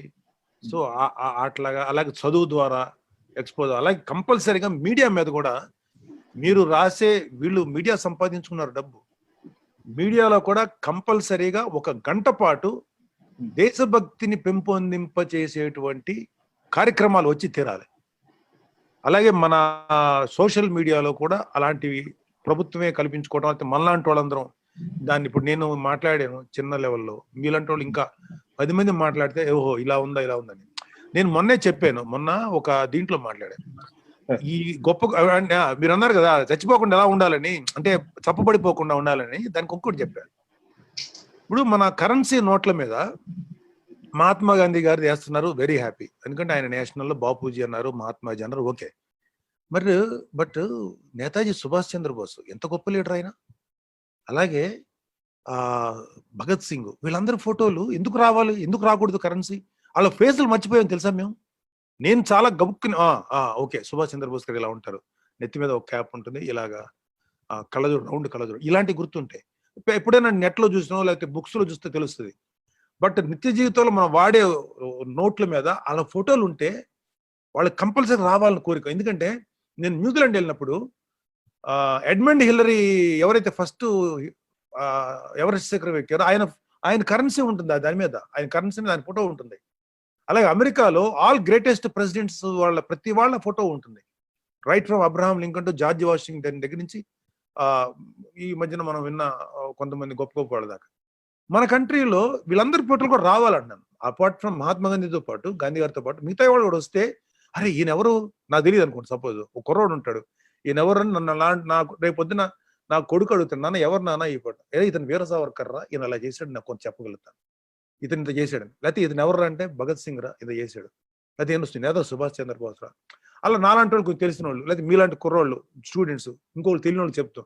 సో మనం వీ హ్యావ్ టు ఎక్స్పోజ్ ఈ చండాలానికి, ఈ సోషల్ మీడియాలో ఉన్న దరిద్రానికి, ఈ టీవీలోను, మీడియాలోను, న్యూస్లో, వాట్ ఎవర్, సినిమాల్లోను లేకపోతే టీవీలోను వచ్చేటువంటి ఒక నెగిటివ్ ఎక్స్పోజర్కో, లేకపోతే ఈ చెత్తకి తో పాటు మంచిది కూడా వస్తే ఎంతో కొంత మనకు ఉపయోగపడుతుంది. ఇలా చేయాలని నా పర్సనల్ ఫీలింగ్. ఐ థింక్ ఎక్కువ మాట్లాడేమో అనిపిస్తుంది. ఓకేనా? Thank you Manikrishna garu. Sir next Leela Shankar from Andhra university. ఓ లీలా శంకర్ గారు, ఓకే. ఆంధ్ర యూనివర్సిటీ ఏంటి అక్కడ మీరు? హలో లీలాకృష్ణ. నమస్తే అండి. నమస్తే. ఆంధ్ర యూనివర్సిటీ అంటే ఏబీవీపీ ఇన్ఛార్జ్ అండి ఆంధ్ర యూనివర్సిటీ. ఆంధ్ర యూనివర్సిటీ గురించి చిన్నప్పుడు కాలేజీలో మోస్ట్ బాగా జనాలని గోలగోల చేసేటువంటి విద్యార్థులు అంతా అల్లరి చేసేవాళ్ళంతా ఎక్కువ ఉంటారు, అంటే ఇన్ పాజిటివ్ సెన్స్. చెప్తుండేవాళ్ళు, కథలుగా వినేవాళ్ళం. I very happy that you are from Andhra university. చెప్పండి. నేను చిన్నప్పటి నుంచి, మాది ఉభయ గోదావరి జిల్లాలో, తూర్పు గోదావరి జిల్లా అండి. నేను కూడా మీ ఫ్యామిలీని చూస్తూ ఎదిగమండి. అంటే మాకు దగ్గరగా ఉంటుందండి చాలా విషయాల్లో. మిమ్మల్ని చూస్తూ, మిమ్మల్ని అభిమానిస్తూ పెరిగాయండి. మిమ్మల్ని అభిమానించడంలో ఇప్పుడు మీరు తీసుకున్న స్టాండ్ ఏదైతే ఉందో మంచి, చాలా వరకు ఇప్పుడు వరకు ఉన్న సందర్భాలు కాకుండా ఇప్పుడు మీరు తీసుకున్న విషయాల్ని అభిమానించడం కన్నా ఇప్పుడు ఆరాధించడం మొదలు పెట్టాను నేను. అయ్యో చాలా థ్యాంక్ యూ వెరీ మచ్. మీ పేరు ఏదన్నారు? మీ పేరు చెప్పండి సార్. లీలా శంకర్ అండి. లీలా శంకర్ చెప్పండి.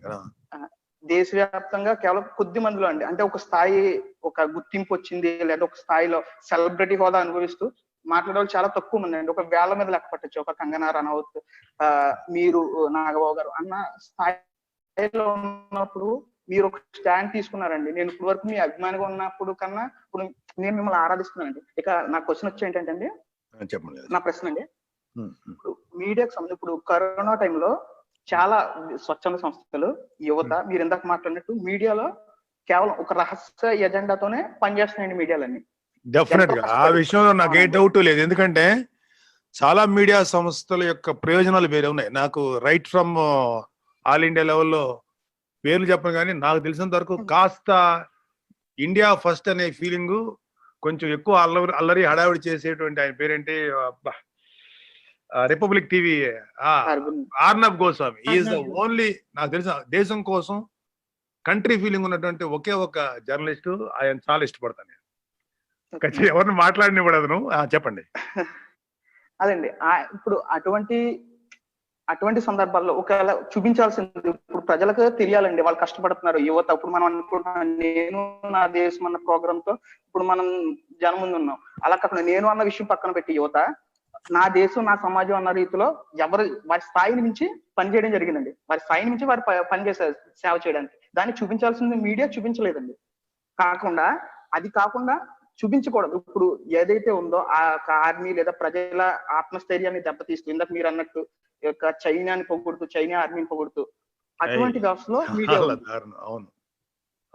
అటువంటి నుంచి ఏ విధంగా బయటకు రావాలి, మీడియా ఏ విధంగా ఏ సందర్భాల్లో బయటకు వస్తుంది. ఇంకొకటి వచ్చి మీరు ఇంకొక విషయం కూడా చెప్పారండి, సినిమాలకు సంబంధించి 1000 సినిమాలు భారతదేశంలో ప్రొడ్యూస్ అవుతే సైరా లాంటి సినిమా, ఇప్పుడు అన్నయ్య చిరంజీవి గారు నటించిన సైరా లాంటి సినిమా ఒకటి కనపడుతుందండి ఈ మధ్య కాలంలో. మిగతావన్నీ ఒక కమ్యూనిజం గురించి తెలియకుండానే చొప్పిస్తున్నారండి ప్రతి విషయంలోనే.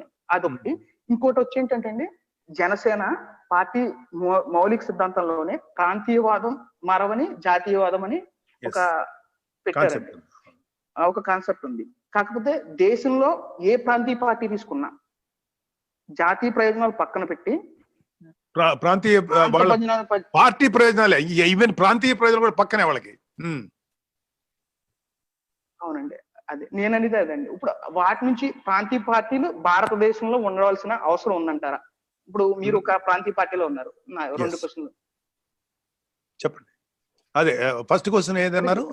భారతదేశం మీడియా కావచ్చు సినీ ఇండస్ట్రీ కానీ కేవలం ఒక రహస్య అజెండాతో పనిచేయడం, లేదా ఒక వర్గాన్ని లేదా ఒక వ్యక్తిని కించపరిచే విధంగా ఉండడమే ఉండడం కాకుండా, ఇప్పుడు మీడియా చాలా మీడియాలకి ఒక ఎజెండా ఉంటుంది. ఒక పొలిటికల్ పార్టీని అఫిలియేట్ అయ్యే పనిచేస్తారు తప్ప కంట్రీ కోసం పనిచేసేటువంటి మీడియా సంస్థలు చాలా తక్కువ ఉన్నాయి.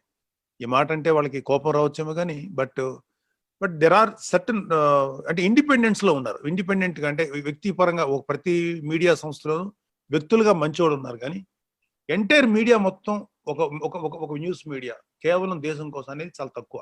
ఎక్కడో రిపబ్లిక్ టీవీ లాంటిది 1-2 చూస్తున్నాం మనం. సో ఎట్లా ఉంటుందంటే మన దేశాన్ని మనం ప్రేమించకూడదు, మన దేశాన్ని మనం గౌరవించకూడదు, మన దేశాన్ని మనం అవమానించాలి. అప్పుడు అవమానిస్తేనే మనకి వీడు చాలా సెక్యులర్ వాది, ఇతనికి ఎటువంటి ఫీలింగ్ లేదనేటువంటి ఒక పనికి మాలినటువంటి ఫీడ్ చేశారు, మనల్ని కండిషన్ చేశారు. అంటే మన వందే మాత్రం పాడటానికి బాధపడిపోయి జనగణన పాడాలంటేనే బాధపడిపోయేటువంటి వ్యక్తులున్న దేశం. ఎంత దుర్మార్గమైన ఆలోచన అది. జనగణన పాడరా, జనగణన వస్తే నిలబడాలి, వందే మాత్రం వస్తే నిలబడాలి. ఇలాంటి మైండ్ సెట్ దీన్ని సపోర్ట్ చేసేటువంటి మీడియా సంస్థలు. ఇంతెందుకు లీలాశంకర్, మొన్న నేను గాడ్సే గురించి మాట్లాడినప్పుడు నాకు తెలుసు గాడ్సే ఖచ్చితంగా మా అందరికి తెలుసు గాంధీ గారిని చంపాడని. ఓకే, అది రైట్ అనేది నేను అన్నాను, తప్పది. ఒక హత్య అనేది కాదు కదా ఒక సమస్యకు పరిష్కారం. కానీ ఆ హత్యని ఆయన దేశభక్తిని కలిపేసేసి ఆ దేశభక్తిని దానిలో తీసేసేసి అతను కేవలం దేశద్రోహి కాదు, అతను గాంధీని చంపాడు. గాంధీ హంతకుడు ఒప్పుకుంటా, కానీ దేశభక్తుడు కాదు, దేశద్రోహి అంటే నేను ఒప్పుకోను. ఖచ్చితంగా అతను దేశభక్తుడే. అది నేను చెప్తే నన్ను ఫుట్బాల్ ఆడేశారు చాలా ఛానల్స్, రకరకాలుగా డిబేట్లు పెట్టి. Okay, I don't care. నా వెబ్సైట్లోనూ నా ట్విట్టర్ కింద నన్ను నోటుకు వచ్చిన బూతులు తిడతా పెట్టారు. కానీ అట్ ద సేమ్ టైం మీలాంటి యూత్ ఏదైతే దేశాన్ని ప్రేమించే వాళ్ళు ఉన్నారో, అవగాహన కలిగిన కుర్రవాళ్ళందరూ, స్టూడెంట్స్ అందరూ నన్ను విపరీతంగా నాకు సపోర్ట్ కూడా ఇచ్చారు. కావాలంటే వీళ్ళందరూ కూడా నా ట్విట్టర్ కింద ఉన్న దీంట్లో చూడండి, 70% దే సపోర్టెడ్. అంటే అర్థం ఏంటంటే మీలాంటి వాళ్ళందరిలోనూ ఒక బర్నింగ్ ఉంది. ఇంకా బాగుండాలి కదా, ఇట్లా ఉంది ఏంటి అనేది. సో అందరూ ఒక్కసారి బయటికి వచ్చి రావటం అనేది నిజంగా నాకు వెరీ హ్యాపీ. ఇంతమందికి ఉందా అనేది నేనే ఆశ్చర్యపోయాను. అంటే నేనంటే నాకు ఏముందిలే అనుకున్నాక నిజంగా నేను ఆశ్చర్యపోయాను. సో మనం ఇప్పుడు చాలా మీడియా సంస్థలు వ్యాపార దృష్టితో ఉన్నాయి లీలాశంకర్. అలా కుదరదు ఖచ్చితంగా. అందుకే మీలాంటి వాళ్ళందరూ బాగా సంపాదించి డబ్బులు మీరు లాంటి వాళ్ళు మీడియా సంస్థల్లోకి అధిపతులు గాను, లేదా వెబ్సైట్స్ పెట్టి ఇప్పుడు నేషనలిస్ట్ హబ్ అని ఉంది కదా మన సాయి కృష్ణది, నేను వన్ గుడ్ ఛానల్. ఇలా మాకు బోల్డెన్ వెబ్సైట్స్ ఉన్నాయి. కాంట్రావర్సీని పెంచి డబ్బు సంపాదించే వాళ్ళు ఉంటే లీలాకృష్ణ అనే అబ్బాయి సాయి కృష్ణ అనే అబ్బాయి కుర్రాడు, అతను నేషనలిస్ట్ హబ్ అని జాతీయవాదాన్ని దేశభక్తిని పెంపొందించే పనులు అతను అలాంటి ప్రోగ్రామ్స్ చేస్తున్నాడు. నేను నిన్న ఇంటర్వ్యూ ఇచ్చాను, అది కూడా రాబోతుంది, రేపు ఇప్పుడు వస్తుంది. సో ఇలాగా మీరందరూ కూడా ఏంటంటే పాసిబుల్ ఎక్స్పోజర్ అయ్యేటువంటి విషయాలు ఏమున్నాయి.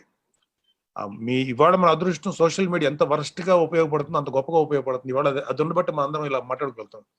దీని ద్వారా కానీ ఇలా కానీ మీరు మాట్లాడటం అనేది మనం వాయిస్ అవుట్ చేయాలి, మనందరం మన ఫీలింగ్ తెలియజేయాలి, తెలియని వాళ్ళకి అర్థమయ్యేటట్టు చెప్పాలి. సో మనం let us not depend on main stream media. వాళ్ళు చేయరు, వాళ్ళలో కొద్దిమందే చేస్తారు. సో దాన్ని నమ్ముకోవటం. ఆగస్టు 15 రోజున, లేకపోతే గాంధీ గారి బర్త్డే రోజున, లేకపోతే భగత్ సింగ్ బర్త్డే రోజున ఒక చిన్న ఆయన న్యూస్ ఐటమ్ రాసి వదిలేస్తారు. అసలు భగత్ సింగ్ ఎక్కడ పుట్టాడు, భగత్ సింగ్ ఎలా యుద్ధం చేశాడు, భగత్ సింగ్ లైఫ్ ఎలా ఉంది, చంద్రశేఖర్ ఆజాద్, నీ వెనకాల చంద్రశేఖర్ ఆజాద్ ఫోటో గన్ను పట్టుకొని, నాకు one of the favourite warrior ఆయన ఎట్లా జీవించాడు.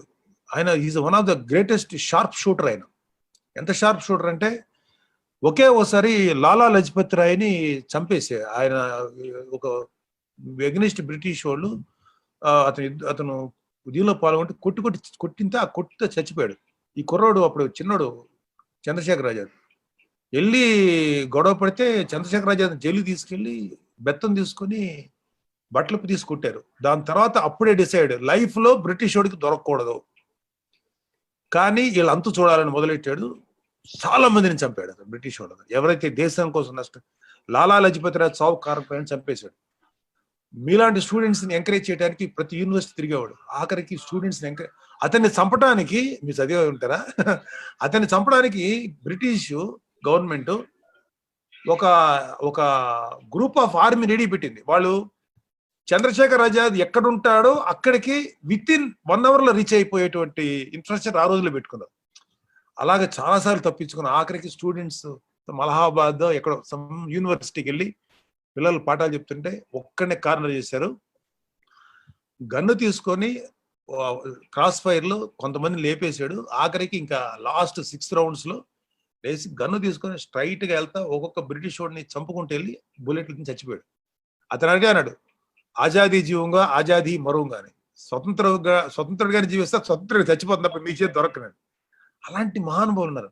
ఇలాంటి ఎందుకు చెప్పరు, ఇలాంటి వాళ్ళ గురించి ఎందుకు బయటకు రాదట్లేదు అంటే అవసరం లేదు, వీళ్ళ వల్ల పెద్ద ఇంట్రెస్ట్ లేదు. మనకి ఒక మంచి అత్తాకోడలు సీరియల్ వేస్తే భలే ఉంటది, వేసుకోండి, అవే మన మీ బతకటానికి అది అవసరమే, కానీ కొద్దిగా చేయాలి. సో ఈ స్వార్థం కొంత మానుకొని చేస్తే బాగుంటుందని నా ఫీలింగ్. సో ఆ సెల్ఫిష్నెస్ మానుకోవాలి లీలా శంకర్. ఇంకో క్వశ్చన్ ఏది అడిగారు, ఇంకో ప్రశ్న ఏదన్నారు? జనసేన మెయిన్ సిద్ధాంతంలోనే ఉందండి, ప్రాంతీయవాదం మరవని జాతీయవాదం అని. అది దాన్ని ఉద్దేశించి ఉంటే చాలా చెప్పండి. చాలా ప్రాంతీయ పార్టీలు ఆ ఉద్దేశం నుండి మీరు అన్నారు కదా, కేవలం పార్టీ ప్రయోజనాలే ఉపయోగించుకుంటున్నారు, జాతీయ భావం అన్నది వదిలేసి అని. నేను అదే అన్న లీలా శంకర్, ఏంటంటే ఒకవేళ అన్ని ప్రాంతీయ పార్టీలు నిజంగానే ఆ ప్రాంతం కోసం పనిచేసినా కూడా అల్టిమేట్ కంట్రీ బాగుపడుతుంది కదా. ఆంధ్రాలో ప్రాంతీయ పార్టీ ఆంధ్రుల కోసం, డిఎంకే లాంటి పార్టీ తమిళనాడు కోసం, టిఆర్ఎస్ ప్రభుత్వం లాంటిదేమో తెలంగాణ కోసం, లేకపోతే శివసేన లాంటిది మహారాష్ట్ర, ఇలాగా నేమ్ ఎనీ పార్టీ నిజంగా వాళ్ళ ప్రాంతం కోసం వాళ్ళు పనిచేస్తే, అందరూ పనిచేస్తే కంట్రీ కదా బాగుపడేది అల్టిమేట్ కదా. మన రాష్ట్రాలన్నీ మన కంట్రీలో ఉన్నాయి కదా, కానీ అది కూడా చేయరాళ్ళు. ప్రాంతీయ పార్టీ అని పేరు పెట్టుకొని ప్రాంతీయత తాలూకు అడ్వాంటేజ్ పొంది డబ్బు సంపాదించడానికే పనిచేస్తున్నారు, అడ్డగోలు పనులు చేయడానికే పనిచేస్తారు తప్ప ప్రాంతీయత మీద కూడా అభిమానం లేదు. నేను చెప్పగలుగుతాను డెఫినెట్ గా. I have seen so many corrupted leaders. నేను పేర్లు చెప్తే మళ్ళీ ఏడుస్తారని చెప్పను, మీకు మళ్ళీ ఎప్పుడైనా మనం ప్రైవేట్కి వెళ్ళినప్పుడు చెప్తాను ఎవరెవరు ఉన్నారు అలాంటి వాళ్ళు. సో ఆ ప్రాంతీయవాదం కూడా లేదు. కానీ కళ్యాణబాబు చెప్పింది నాకు బాగా నచ్చింది ఏంటంటే, ప్రాంతీయత విలువ అంటే మా ప్రాంతం తప్పదు, కానీ జాతీయవాదం కూడా మరవకూడదు అనేది కళ్యాణబాబు చెప్పింది one of the best concept. అది నాకు చాలా బాగా నచ్చింది. అది అంటే మనకి రెండు బ్యాలెన్స్ చేయాలి. ఇప్పుడు దేశం అంత మాత్రమే బాగుపడాలి అని దేశంలో అన్ని చూసుకుని నా ప్రాంతం నా ఊరు కూడా బాగుపడాలిగా, నా దేశం లేదా నా ప్రాంతం కూడా బాగుపడాలి, అది తప్పేం కాదు. అది వాదాన్ని విస్మరించని జాతీయవాదం అన్నాడు, అయితే జాతీయవాదాన్ని విస్మరించని ప్రాంతీయ, వాట్ ఎవర్. సో రెండు కావాలి మనకి. సో అది మంచి పద్ధతి అని నాకు అనిపించింది. అంటే వేర్ ఇట్ బ్యాలెన్సెస్, అది మంచి కాన్సెప్ట్ పవన్ కళ్యాణ్ గారిది. అందుకనే పవన్ కళ్యాణ్ నాకు ఎందుకు ఇష్టం అంటే, అతను నా తమ్ముడు అని నేను ఇష్టపడను. అతను ఏ పార్టీలో ఉన్నా నేను వేరే వాడిని అయితే ఖచ్చితంగా అతను ఇష్టపడేవాడిని. ఎందుకంటే అంత పేట్రియాటిజం ఉన్నటువంటి ఒక నాయకుడు అతను. సినిమా ఇండస్ట్రీలో మాకు ఎంతసేపటికి గ్లామరస్ ఫీల్డ్లో ఇలాంటి జీవితాలు అనుభవించే మాకు, అంటే అలాంటి ఎక్స్పోజర్ ఉన్న మాకు పవన్ కళ్యాణ్ లాంటి వాడు ఇంత దేశాన్ని ప్రేమించేవాడు నిజంగా మా తమ్ముడే పుట్టాడు. మా తమ్ముడు ఎన్ని రిస్కులు తీసుకున్నాడు, ఎంతమందితో మాటలు పడ్డాడు, ఎంత పోగొట్టుకున్నాడు జీవితంలో. అయినా సరే అదేనా యా వీఆర్ ప్రౌడ్ దట్ ఒక దేశాన్ని ప్రేమించేవాడు మా ఇంట్లో ఉన్నాడు. సో మా వాడిని చూసి నేను ఎంతో కొంత ఇన్స్పైర్ అయ్యి I will be with Kalyan Babu. And is good leader, అంటే one of the best leader and emerging, I mean ఒక గొప్ప నాయకుడుగా, జాతీయ స్థాయిలో నాయకుడుగా మారగలిగేటువంటి సత్తా ఉన్నాడు మా Pawan Kalyan Babu. Thank you very much Leela Shankar. Thank you అండి. Thank you. కరెక్ట్ గా చెప్పానా లేదో మీ ప్రశ్నకి సమాధానం, బట్ నాకు తెలిసినంత వరకు మాట్లాడాను. Thank you sir. Thank you. Thank you sir. Next Praveen Reddy గారు from Osmania university Hyderabad.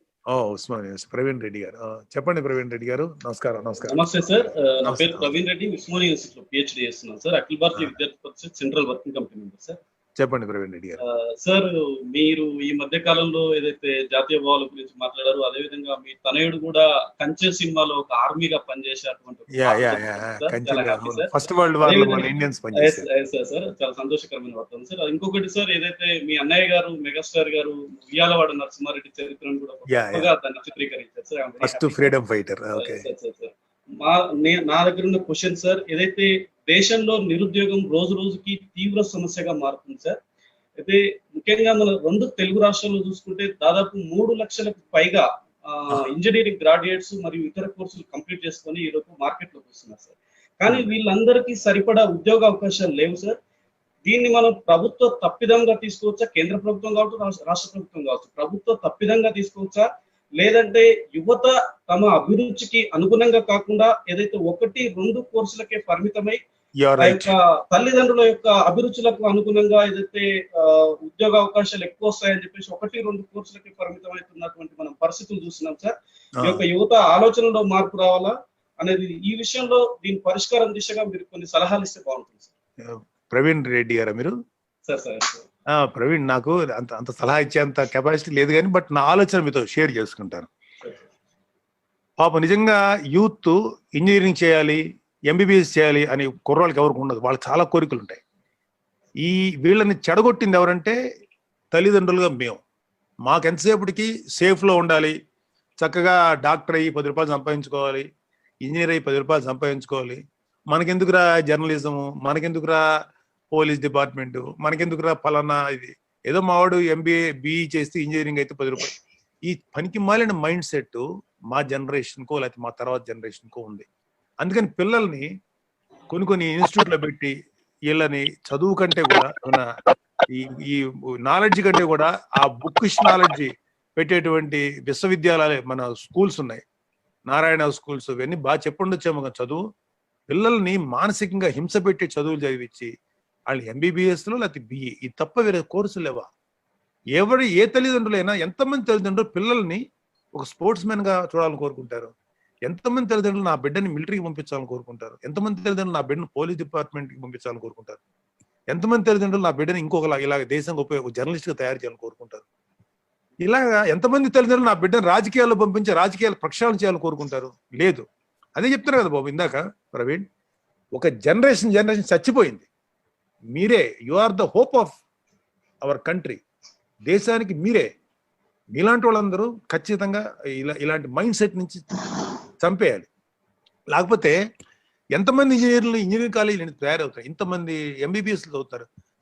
Engineering ఒకప్పుడు మా చిన్నప్పుడు ఇంజనీరింగ్ చదివితే అమ్మా ఇంజనీరింగ్ ఇంత గొప్పడానికి ఫీలింగ్. ఎందుకంటే మాకు విశ్వేశ్వరయ్య లేకపోతే సరార్దర్ కాటన్ వాళ్ళు ఇంజనీర్స్ ఆ రోజుల్లో.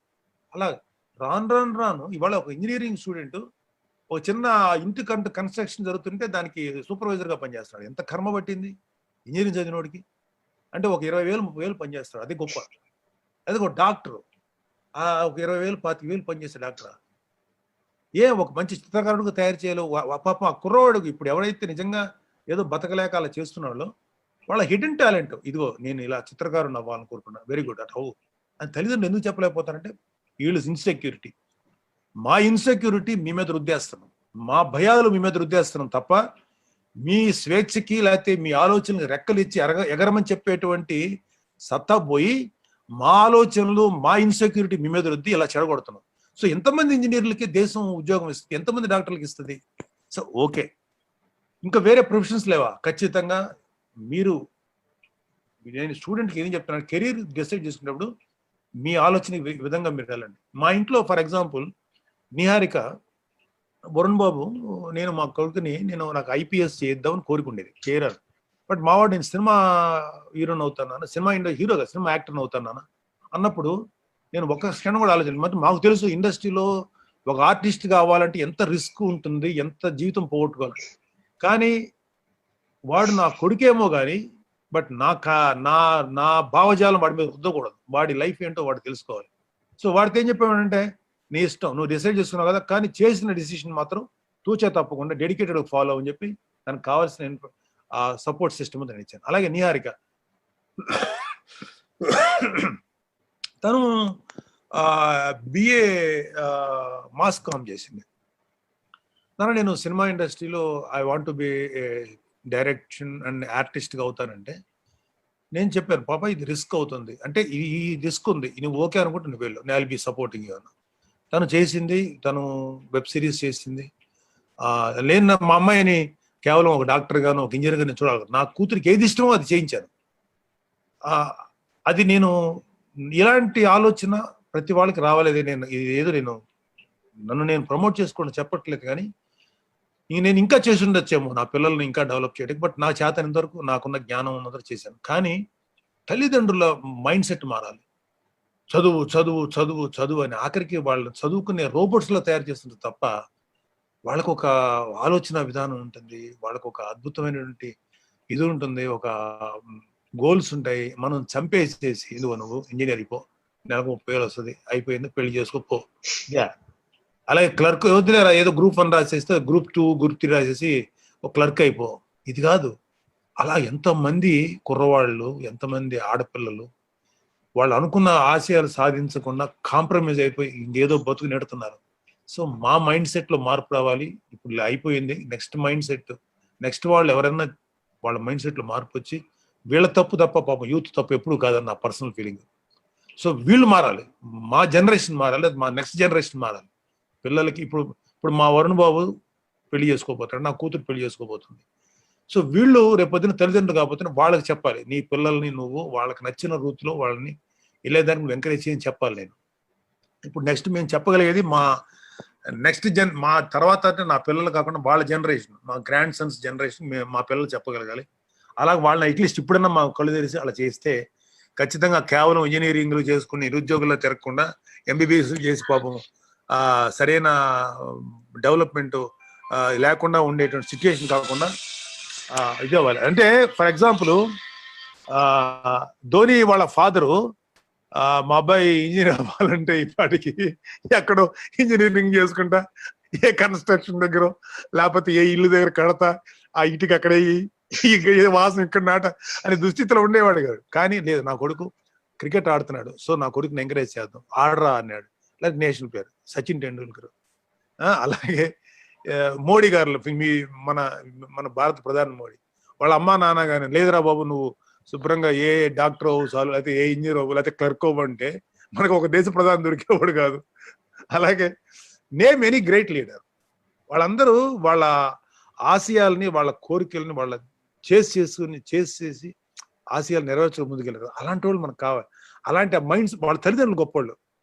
ఐ కెనాట్ సే మోడీ గారు గొప్పవాడో లేకపోతే ఇప్పుడు చెప్పిన ఎవరు వీళ్ళు గొప్పవాడు, వాళ్ళ తల్లిదండ్రులు గొప్పవాళ్ళు. ఎందుకంటే వాళ్ళ పిల్లల ఆలోచనలకి రూపం ఇచ్చి ముందుకెళ్ళమని ఎంకరేజ్ చేశారు. They are great. సో అలా ఉండబట్టే వీళ్ళందరూ ఇంత గొప్పవాళ్ళు అయ్యారని నా ఫీలింగ్. సో అలాంటి ఆలోచన విధానం తల్లిదండ్రుల్లో మారాలి. మారితే మాత్రం కేవలం ఇంజనీరింగ్, కేవలం ఎంబీబీఎస్ స్టూడెంట్స్ కాకుండా చాలా మంది వస్తారు మంచి మంచి వాళ్ళు. ధన్యవాదాలు సార్. మీరు ఇచ్చే సందేశం తల్లిదండ్రులకు ఒక సందేశం ఐ డోంట్ నో ప్రవీణ్, నేను కరెక్ట్ గా చెప్పాను లేదు, బట్ ఎగ్జాక్ట్లీ సార్ మీరు చెప్పిన మొత్తం ఏదైతే తల్లిదండ్రులు విద్యార్థుల మీద పూర్తి స్థాయిలో రుద్దే ప్రయత్నం చేస్తున్నారు అనేది అది అందరికీ జగమెరిగిన సత్యం sir. Thank you. Sir next question Yachandra from JNTU Anantapur. Okay, ఏ పేరు? యాచంద్ర. Yes sir. యాచంద్ర. నా పేరు యాచంద్ర, JNTU అనంతపూర్ లో ఎంటెక్ ఫైనల్ ఇయర్ చదువుతున్నాను సార్. టెక్నికల్ సెల్ కన్వీనర్ గా బాధ్యతలు నిర్వహిస్తున్నాను సార్. మంచిదండి. మీతో మాట్లాడుతున్నందుకు చాలా ఆనందంగా ఉంది. మరి ముఖ్యంగా ఒక జాతీయవాదితో మాట్లాడుతున్నందుకు చాలా గర్వంగా. చాలా చాలా పెద్ద కాంప్లిమెంట్ ఇచ్చినందుకు థ్యాంక్స్ అండి. కాకపోతే నాకు మీతో మాట్లాడుతుంటే మీకు ఎలా ఉందో కానీ నేను చాలా ఇన్స్పైర్ అవుతాను. ఎందుకంటే ఇలాంటి ప్రశ్నలు నన్ను చాలా తక్కువ మంది అడుగుతారు. మీ అబ్బాయి ఇప్పుడు ఏ సినిమాలు యాక్ట్ చేస్తున్నాడు, లేకపోతే మీ అన్నయ్య గారి సినిమాలు ఏ రిలీజ్ కాబోతున్నాయి, ఇలాంటి అడిగే వాళ్ళే ఎక్కువ మంది ఉన్నారు తప్ప ఇలా అడుగుతుంటే నాకే ఎంతసేపు నుంచి గంట అయింది మాట్లాడి నాకే మీరు నన్ను ఇన్స్పైర్ చేస్తారు. మీరు I don't think I'm inspiring you, but you people are inspiring మీ.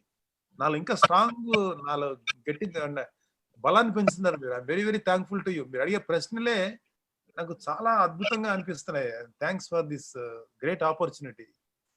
నాకు మీతో మాట్లాడటం నా గొప్ప ఆపర్చునిటీ, నా ఫీలింగ్. సార్ మీ మాటలు మాకు ఎంతో ప్రేరణ కలిగిస్తున్నాయి సార్. దేశం కోసం ఏదో చేయాలనే తపన ఎంతగానో కలుగుతుంది. కానీ ఇప్పుడున్న అంటే ప్రస్తుత కాంపిటీషన్ ప్రపంచంలో ఇలాంటి వాటికి సమయం ఇవ్వలేకపోతున్నాం అన్న ఒక బాధ ప్రతి ఒక్క విద్యార్థి మనసులో బలంగా నాటుకుపోయింది. కెరీర్ మరియు దేశ సేవ రెండింటిని మధ్య ఎప్పుడు సంఘర్షణ చాలా పెద్ద ఎత్తున జరుగుతుంటుంది. ఈ సంఘర్షణలో ప్రస్తుతం ఉన్న విద్యార్థులు కావచ్చు, యువత ఎటువైపుకి మొగ్గు చూపితే బాగుంటుంది అనే డౌట్ పైన మీ ఆలోచనలు మాకు అందిస్తే. ఆల్రెడీ సేమ్ సిమిలర్ క్వశ్చన్ సవాల్ చెప్పాను యాచంద్ర. యాక్చువల్గా ఏంటంటే ఇప్పుడు జీవితం మొత్తాన్ని మనం అంటే సపోజ్ కొంతమంది ఉన్నారు, వాళ్ళు జీవితాలు అంకితం చేసేసిన వాళ్ళు ఉన్నారు. వాళ్ళంతా చేయగలిగితే వెరీ గుడ్, కానీ అందరూ అలా చేయలేం. అందరూ అలా చేయగలిగితే అసలు ఎక్కడో ఉంటాం, కానీ అట్లా ఉండదు. కానీ ఎంతో కొంత అరే నా దేశం, ఈ దేశం మనకి ఎంత గొప్పది, ఈ దేశాన్ని మనం కొద్దిగా ఎథికల్ వాల్యూస్ తోటి, అంటే నేను చెప్పేది తల తెగిపోయినా పర్లేదు అనేంత గొప్ప త్యాగం కూడా చేయకర్లా, కొద్దిగా కొంచెం మంచితనం, ఇంకొంచెం దేశభక్తి, ఇంతే, కొంచెం దేశభక్తి. అది కూడా లేదు ఎవరికి. దేశభక్తి ఏంటి అంటే ఆగస్టు 15 రోజున సీట్లు పంచుకుంటాం అనే కాన్సెప్ట్ తప్ప, లేకపోతే రిపబ్లిక్ డే రోజున ఏ సినిమా రిలీజ్ అవుతున్నాయి అని, లేకపోతే కొంతమంది ఉన్నారు అరే ఇవాళ డ్రై డేరా, ఇవాళ మందు దొరకదు ఎట్లా, కానీ ముందే సెక్యూర్ అక్కడ జాగ్రత్త పడతారు తప్ప, అరే రిపబ్లిక్ డే అంటే నువ్వు వెళితే స్వాతంత్ర దినం ఈరోజు ఎంత మంది ఇచ్చి కనీసం వాళ్ళు స్మరించుకుంటున్నారా? ఎవరు స్మరించుకోవట్లేదు, అది హాలిడేగా తీసుకున్నారు. సో ఇది మైండ్ సెట్. సో మనం ఎవరూ మన జీవితాలను సాక్రిఫైస్ చేసేంత గొప్ప చేయక్కర్లేదు యాచంద్ర. మనం some part of our life, some time in our life just country కోసం డెడికేట్ చేయదు కొద్దిగా. అది సోషల్ మీడియా ద్వారా చేస్తారా, లేకపోతే మెయిన్ స్ట్రీమ్ మీడియా ద్వారా చేస్తారా, లేకపోతే పుస్తకాలు రాస్తారా, చేస్తే మాత్రం మంచిది. లేదు దేశానికి అంకితం చేసావా, వాడు చాలా గొప్పవాడు. ఆ అమ్మాయినో లేకపోతే అబ్బాయో ఎవరైనా సరే, ఇంకా అంతకంటే గొప్ప వ్యక్తులు నేను ఎక్కడ చూడలేదు. ఎందుకంటే ఇప్పుడు ఎవరైతే నేను కలిశాను ఏబీవీపీ వాళ్ళని, వాళ్ళు పెళ్లి చేసుకోకుండా జీవితాలు అంకితం, నాకు అర్థం కాల ఎలా ఉండగలుగుతారు వీళ్ళు. మీ దాంట్లో 3000 మంది పైన ఉన్నారు నిన్న, ఎలా ఉంటారు వీళ్ళు, ఎంత గొప్ప మైండ్ సెట్ వీళ్ళకుండా ఉంటుంది అని నేను నిజంగా షాక్ అయిపోయా. నాకు కూడా కొంచెం అన్ని తెలియదు కదా, అన్ని తెలియాలి, నాకు ఏమైనా తెలుస్తుంది. సో అలా వెళ్ళిన వాళ్ళు మనం ఏమనలేం, వాళ్ళు దే ఆర్ గ్రేట్. కానీ ఎంతో కొంత మనం దేశం కోసం చేయొచ్చు, కొంచెం నిజాయితీగా ఉండొచ్చు. పీక తెగిపోయేటప్పుడు నిజం చెప్పను, కానీ పీక తెగనంత వరకు నిజం చెప్పచ్చు. మన జీవితాలు కోల్పోయేంత మాట మీద నిలబడక్కర్లేదు, కానీ కొద్దిగా మాట మీద నిలబడచ్చు. ఇలాగా బ్యాలెన్స్ చేసుకుంటూ మన వృత్తి మనం చేసుకుంటూ దేశం కోసం కూడా సేవ చేయడానికి ఆస్కారం ఉంది. జస్ట్ ఈ విధంగా మనం ఆలోచించగలిగితే మాత్రం ఖచ్చితంగా అటు మన వ్యక్తిగత జీవితం, కంట్రీని ప్రేమించవచ్చు. ఎందుకంటే మీకు ఒక ఎగ్జాంపుల్ చెప్తాను, సింగపూర్ ఎగ్జాంపుల్ చెప్తాను. అంటే ఆ కంట్రీలో మన ఇండియన్ ఒక అతను వెళ్ళాడంట సింగపూర్. వెళ్ళినప్పుడు అతను ఎయిర్పోర్ట్లో దిగి సమ్ ప్లేస్ ఏదో ఒక ల్యాండ్ మార్క్ చెప్పి అక్కడ తీసుకెళ్ళమంటే ఆ డ్రైవర్ తీసుకెళ్ళాడు. తీసుకెళ్ళిన తర్వాత సింగపూర్లో అతను ఏం చేశాడంటే అతనికి ఒక ఫిక్స్డ్ రేట్ ఉంది. మీటర్ మీద ఒక మీటర్ ఉంది, ఇదిగో ఒక $50 అయిందని, $20 అయిందని. ఇతను అక్కడ అతను డెస్టినేషన్ దిగిన అతను $20 నోట్ ఇస్తే అతను తీసుకొని ఒక $10 తిరిగి వెనక్కి ఇచ్చాడండి. అదేంటి $20 అయితే 10 ఇచ్చాడు. కారణం ఏంటంటే సార్ యాక్చువల్గా ఇది షార్ట్ రూట్ ఒకటి ఉందండి, $10 అవుతుంది, కానీ నాకు కన్ఫ్యూజ్ అయ్యి కొంచెం మిమ్మల్ని రౌండ్ అబౌట్ తిప్పి తీసుకొచ్చాను. So it's my mistake, so that I have to take the responsibility అని చెప్పి $10 వెనక్కి ఇచ్చాడు. $10. ఇది నువ్వు నాకు చెప్తే కానీ తెలియలేదయ్యా, నువ్వు చెప్పాల్సిన అవసరం లేదు కదా, వై కాంట్ యూ క్లోజ్ దీన్ని బయట చెప్పకుండా ఉండొచ్చు కదా నువ్వు అంటే, సార్ ఇవాళ కాకపోయినా రేపైనా తెలుస్తుంది సార్.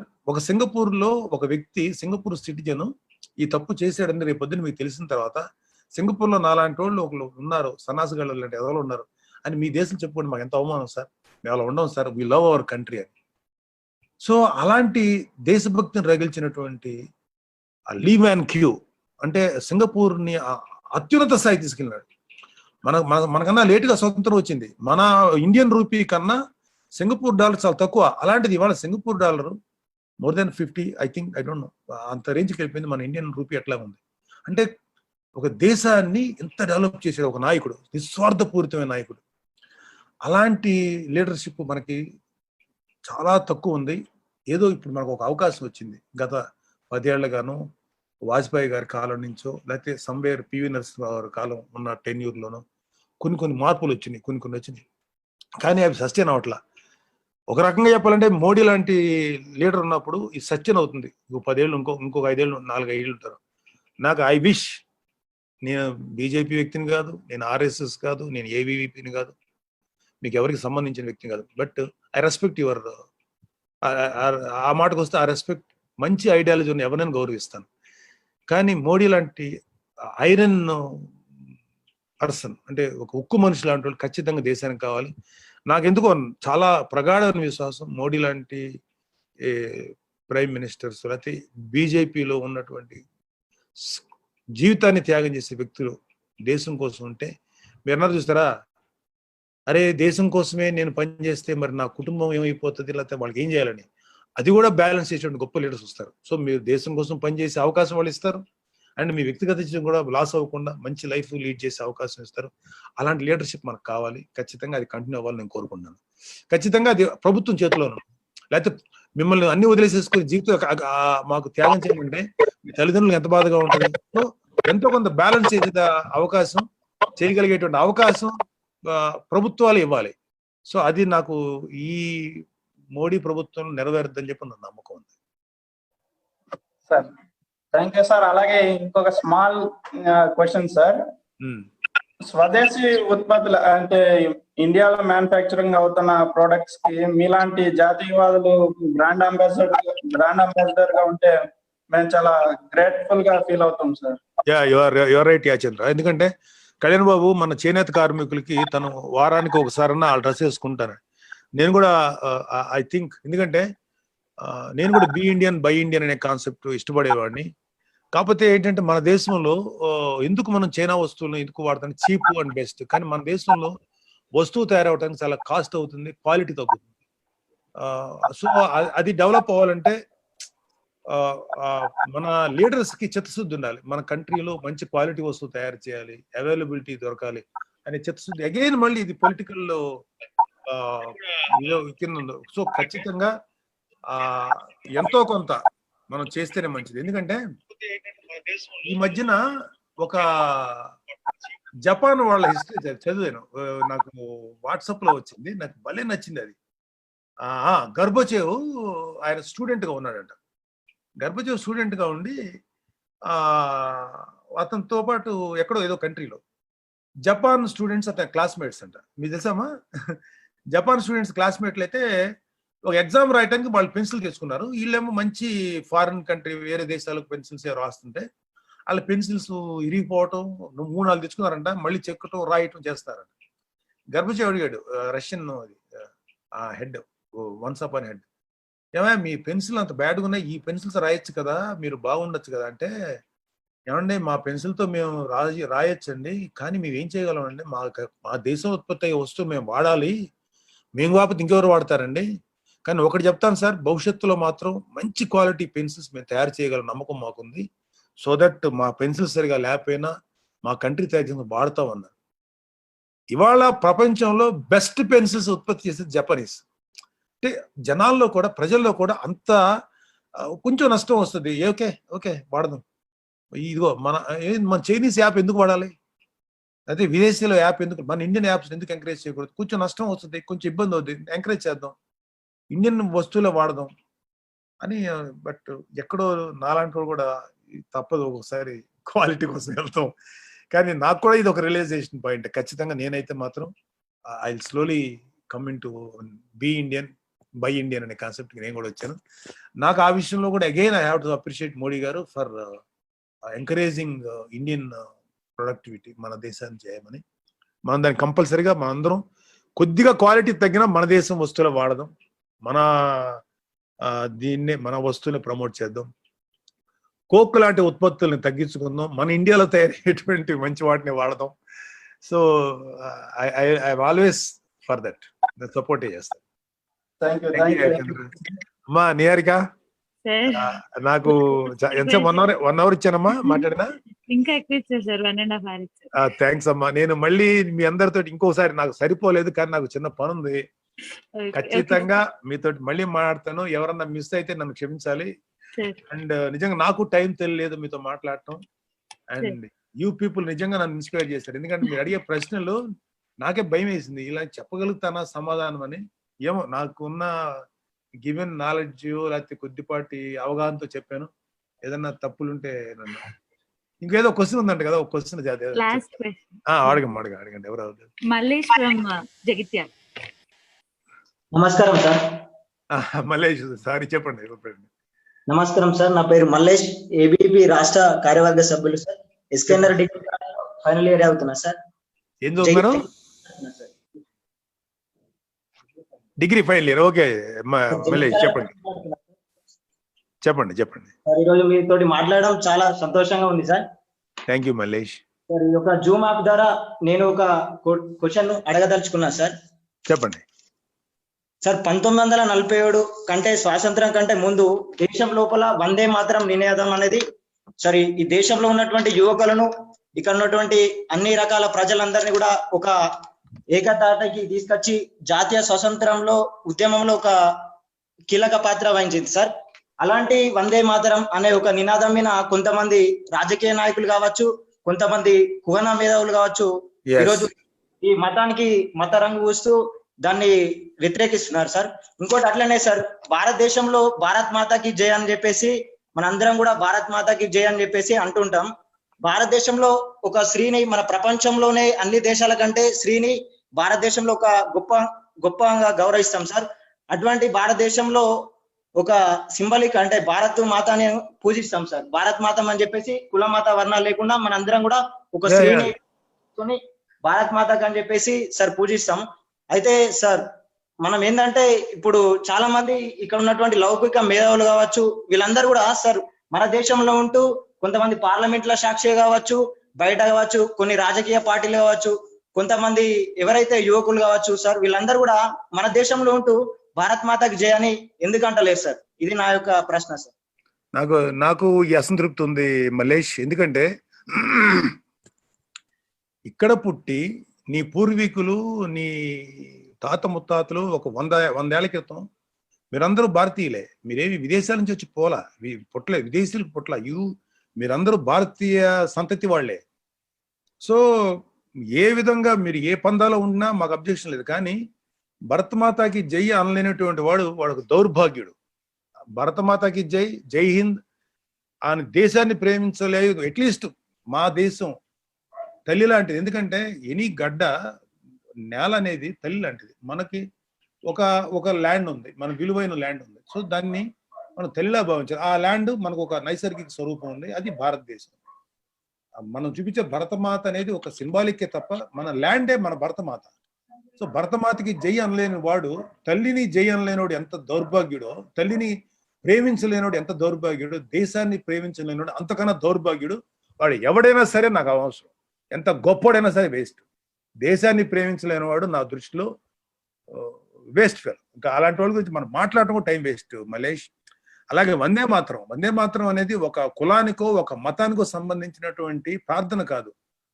భరతమాత కోసం బంకించంద్ర చటర్జీ గారు రాసింది అది వందే మాతరం. ఎవరై ఆయనే కదా. అది ఒక దేశభక్తిని ప్రేరేపించడానికి ఆ రోజుల్లో బ్రిటిష్ వాళ్ళు యుద్ధం చేయడానికి వందే మాతరం అనేది ఒక ఇన్స్పైర్డ్ కాయినేజ్. అది దాని మీద ఒక వందే మాతరం అనేటువంటి అద్భుతమైన గీతాన్ని రాశారు. దాన్ని మాట్లాడటానికి మాకు తప్పుదో, మేము చెప్పమని చెప్పి నేనేమంటానంటే, ఫ్రాంక్ గా చెప్పాలంటే వందే మాతరం చెప్పకపోతే ఖచ్చితంగా ఇప్పుడు నేను గాడ్సేని దేశభక్తులు అన్నందుకే ఇంతమంది మాట్లాడారు. వందే మాత్రం ఎందుకు అనరని ఒక్క మీడియాలో పెట్టారా? ఏ మీడియా అన్న దాని గురించి మాట్లాడిందా? మాట్లాడరు. ఎందుకంటే మాట్లాడితే వీడు మతవాదను లేకపోతే వీడు ఒక వర్గాన్ని సపోర్ట్ చేస్తున్నాడని భయపడిపోయి వస్తున్నారు తప్ప వందే మాత్రం ఇట్స్ ఎ మస్ట్. జనగణమనని ఎంత కంపల్సరీ, వందే మాత్రం కంపల్సరీ చేయాలి. చచ్చినట్టు ప్రతి వాడు పాడాల్సిందే. That is our national song అది. అలాగే సారే జహాసే అచ్చా ఇక్బాల్ రాశాడు ఏమా, అది కూడా అలాంటివన్నీ కంపల్సరీగా స్టూడెంట్స్ కి నేర్పించాలి. అలాగే ఆర్ఎస్ఎస్ వాళ్ళది నమస్తే ఏదో నమస్తే సదా వచ్చలే, అది ఆర్ఎస్ఎస్ గీతం ఆర్ఎస్ఎస్ వాళ్ళు పాడొచ్చు, కానీ అది కేవలం ఆర్ఎస్ఎస్ వాళ్ళ కోసమే కాదు, అది భారతదేశాన్ని ప్రేమించేటువంటి ఒక గీతం. అది ఇలాంటివన్నీ కూడా కాలేజీ 1వ తరగతి నుంచి 10th క్లాస్ వరకు కంపల్సరీగా పాడి తీరాలని పెట్టాలని నా personal feeling Malesh. And I wish, ఖచ్చితంగా నేను నీతో ఏకీపిస్తాను. వందే మాతరం, జనగణమన, సారే జయసచ్చి ఇవన్నీ కూడా మన గర్వం, మన ప్రైడ్. నాకు ఈ సందర్భంగా ఒక షేర్ చేసుకుందాం అనుకున్నా. కళ్యాణ్ చెప్పిన అద్భుతమైన మాట నాకు అప్పుడు దాకా రాలేదు. ఒక దేశం మనకు ఉండటం అనేది ఎంత గొప్ప అదృష్టం అంటే, మనం దేశాన్ని ఎందుకు ప్రేమించాలో చెప్తాను. మనకు ఒక దేశం ఉంది, ఈ దేశానికి మన పౌరులం, ఈ దేశంలో అనేక ప్రివిలేజెస్ మనం అనుభవిస్తున్నాం అన్న విషయం స్పృహ ఎవరికీ లేదు. ఎందుకంటే దేశం లేక కొన్ని శతాబ్దాల పాటు తిరిగిన వాళ్ళు యూదులు. తర్వాత వాళ్ళు యుద్ధం చేసి పాలస్తీనాలు కొంత బాగా ఆక్రమించి ఇజ్రాయెల్ అనే దేశం ఏర్పడేదాకా వాళ్ళకి లేదు కంట్రీ. అలాగే ఇప్పుడు ఎన్నో దేశం లేనటువంటి జాతులు, ఒక దేశం లేనటువంటి జాతులు ఎన్నో ఉన్నాయి ప్రపంచంలో. సో ఆ విలువ వాళ్ళకి తెలుసు, మనకు తెలియట్లా, మన భారతీయులకి. కళ్యాణ్ చెప్పాడు. సో అందుకని దేశాన్ని, ఈ స్వతంత్రం తాలూకు వాల్యూ కానీ లేకపోతే నా దేశం అనేటువంటి ఫీలింగ్ కానీ ఎంత అదృష్టం మనకి, ఎంత luck. You are secured, you are safe. నేను ఎవరు ఏమనరు అన్లెస్ నువ్వు తప్పు చేసి తప్ప.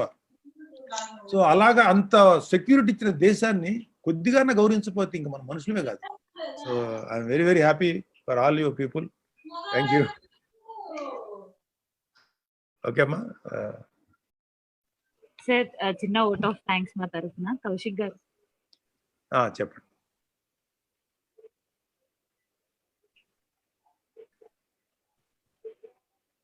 చెప్తున్నారమ్మా ఎవరన్నా? కౌశిక్ సార్ నమస్తే సార్. నమస్తే, చెప్పండి కౌశిక్. సార్ కౌశిక్ సార్, గుంటూరు లా చేస్తున్నా సార్. చెప్పు Kaushik. Andhra Pradesh state secretary sir. Sir ఈ దేశానికి స్వతంత్రం రాకముందు వచ్చిన తర్వాత మన దేశం యొక్క చరిత్రని వక్రీకరించి మరుగున పడేటువంటి ప్రయత్నం కొంతమంది వ్యక్తులు చేయడం కారణంగా ఈ దేశంలో ఉన్నటువంటి యువకులు మన చరిత్రను తెలుసుకోలేకపోయారు సార్. అయితే గత కొంతకాలంగా మీరు మీ గొంతుని మళ్ళీ వినిపించేసి ఈ దేశం కోసం పోరాడినటువంటి స్వతంత్ర సమరయోధుల పేర్లు బయటికి తీసుకురావటము, ఈ దేశంలో ఉన్నటువంటి మన తెలుగు రాష్ట్రాల్లో ఉన్నటువంటి యువత వాళ్ళ గురించి తెలుసుకునేటువంటి ప్రయత్నం చేస్తుంది సార్. ఎవరు వీళ్ళ పేర్లు ఏంది, వీళ్ళ గురించి నాగబాబు గారు ఎందుకు మాట్లాడుతున్నారని ప్రయత్నం జరుగుతుంది సార్. అంటే చాలా పాజిటివ్ గా ఉంది సార్ మీరు మాట్లాడేది. దీన్ని స్టూడెంట్ కమ్యూనిటీ యూత్ యాక్సెప్ట్ చేస్తుంది సార్ మీ మాటల్ని, దీంట్లో ఎటువంటి డౌట్ లేదు సార్. అయితే కౌశిక్ సార్ నా పేరు. కౌశిక్, చెప్పండి కౌశిక్. సార్ అయితే గత కొన్ని రోజులుగా ఈ స్టూడెంట్స్ లీడర్స్ మీతో మాట్లాడిన ఒక ప్రయత్నం చేస్తున్నట్టు ఈ రోజు జరిగింది సార్. ఆ ప్రయత్నం మా డౌట్స్ మేము నెరవేర్చుకున్నాము. అయితే మీరు మాట్లాడిన ప్రతి మాటని, సందేశాన్ని మేము స్టూడెంట్ కమ్యూనిటీకి, స్టూడెంట్స్ దగ్గరికి తీసుకెళ్లేటువంటి ప్రయత్నం చేస్తాం సార్.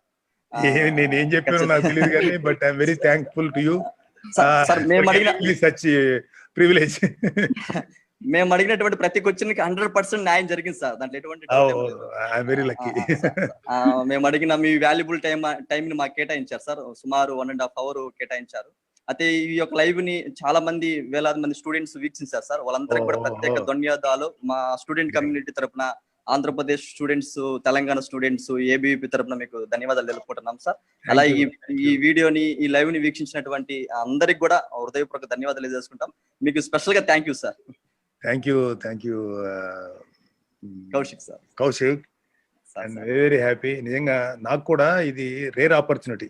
నేను ఏ వెబ్సైట్లకో లేదా టీవీలకో ఇంటర్వ్యూలు ఇచ్చి కొన్ని ఉపయోగపడేవి, కొన్ని యూజ్లెస్ క్వశ్చన్లకి ఇష్టం ఉన్నా ఇష్టం లేక సమాధానం చెప్తాను తప్ప, ఇది ఈ పర్టికులర్ మీటింగ్ లో మీరు అడిగిన Q&Aకి చాలా హ్యాపీగా, సంతోషంగా ఆన్సర్ ఇచ్చిన, చాలా ఎంజాయ్ చేస్తాను ఇది. I'm very very thankful to all of students and I love you guys. Thank you. Thank you, sir. Okay. Thank you. Thank you, sir.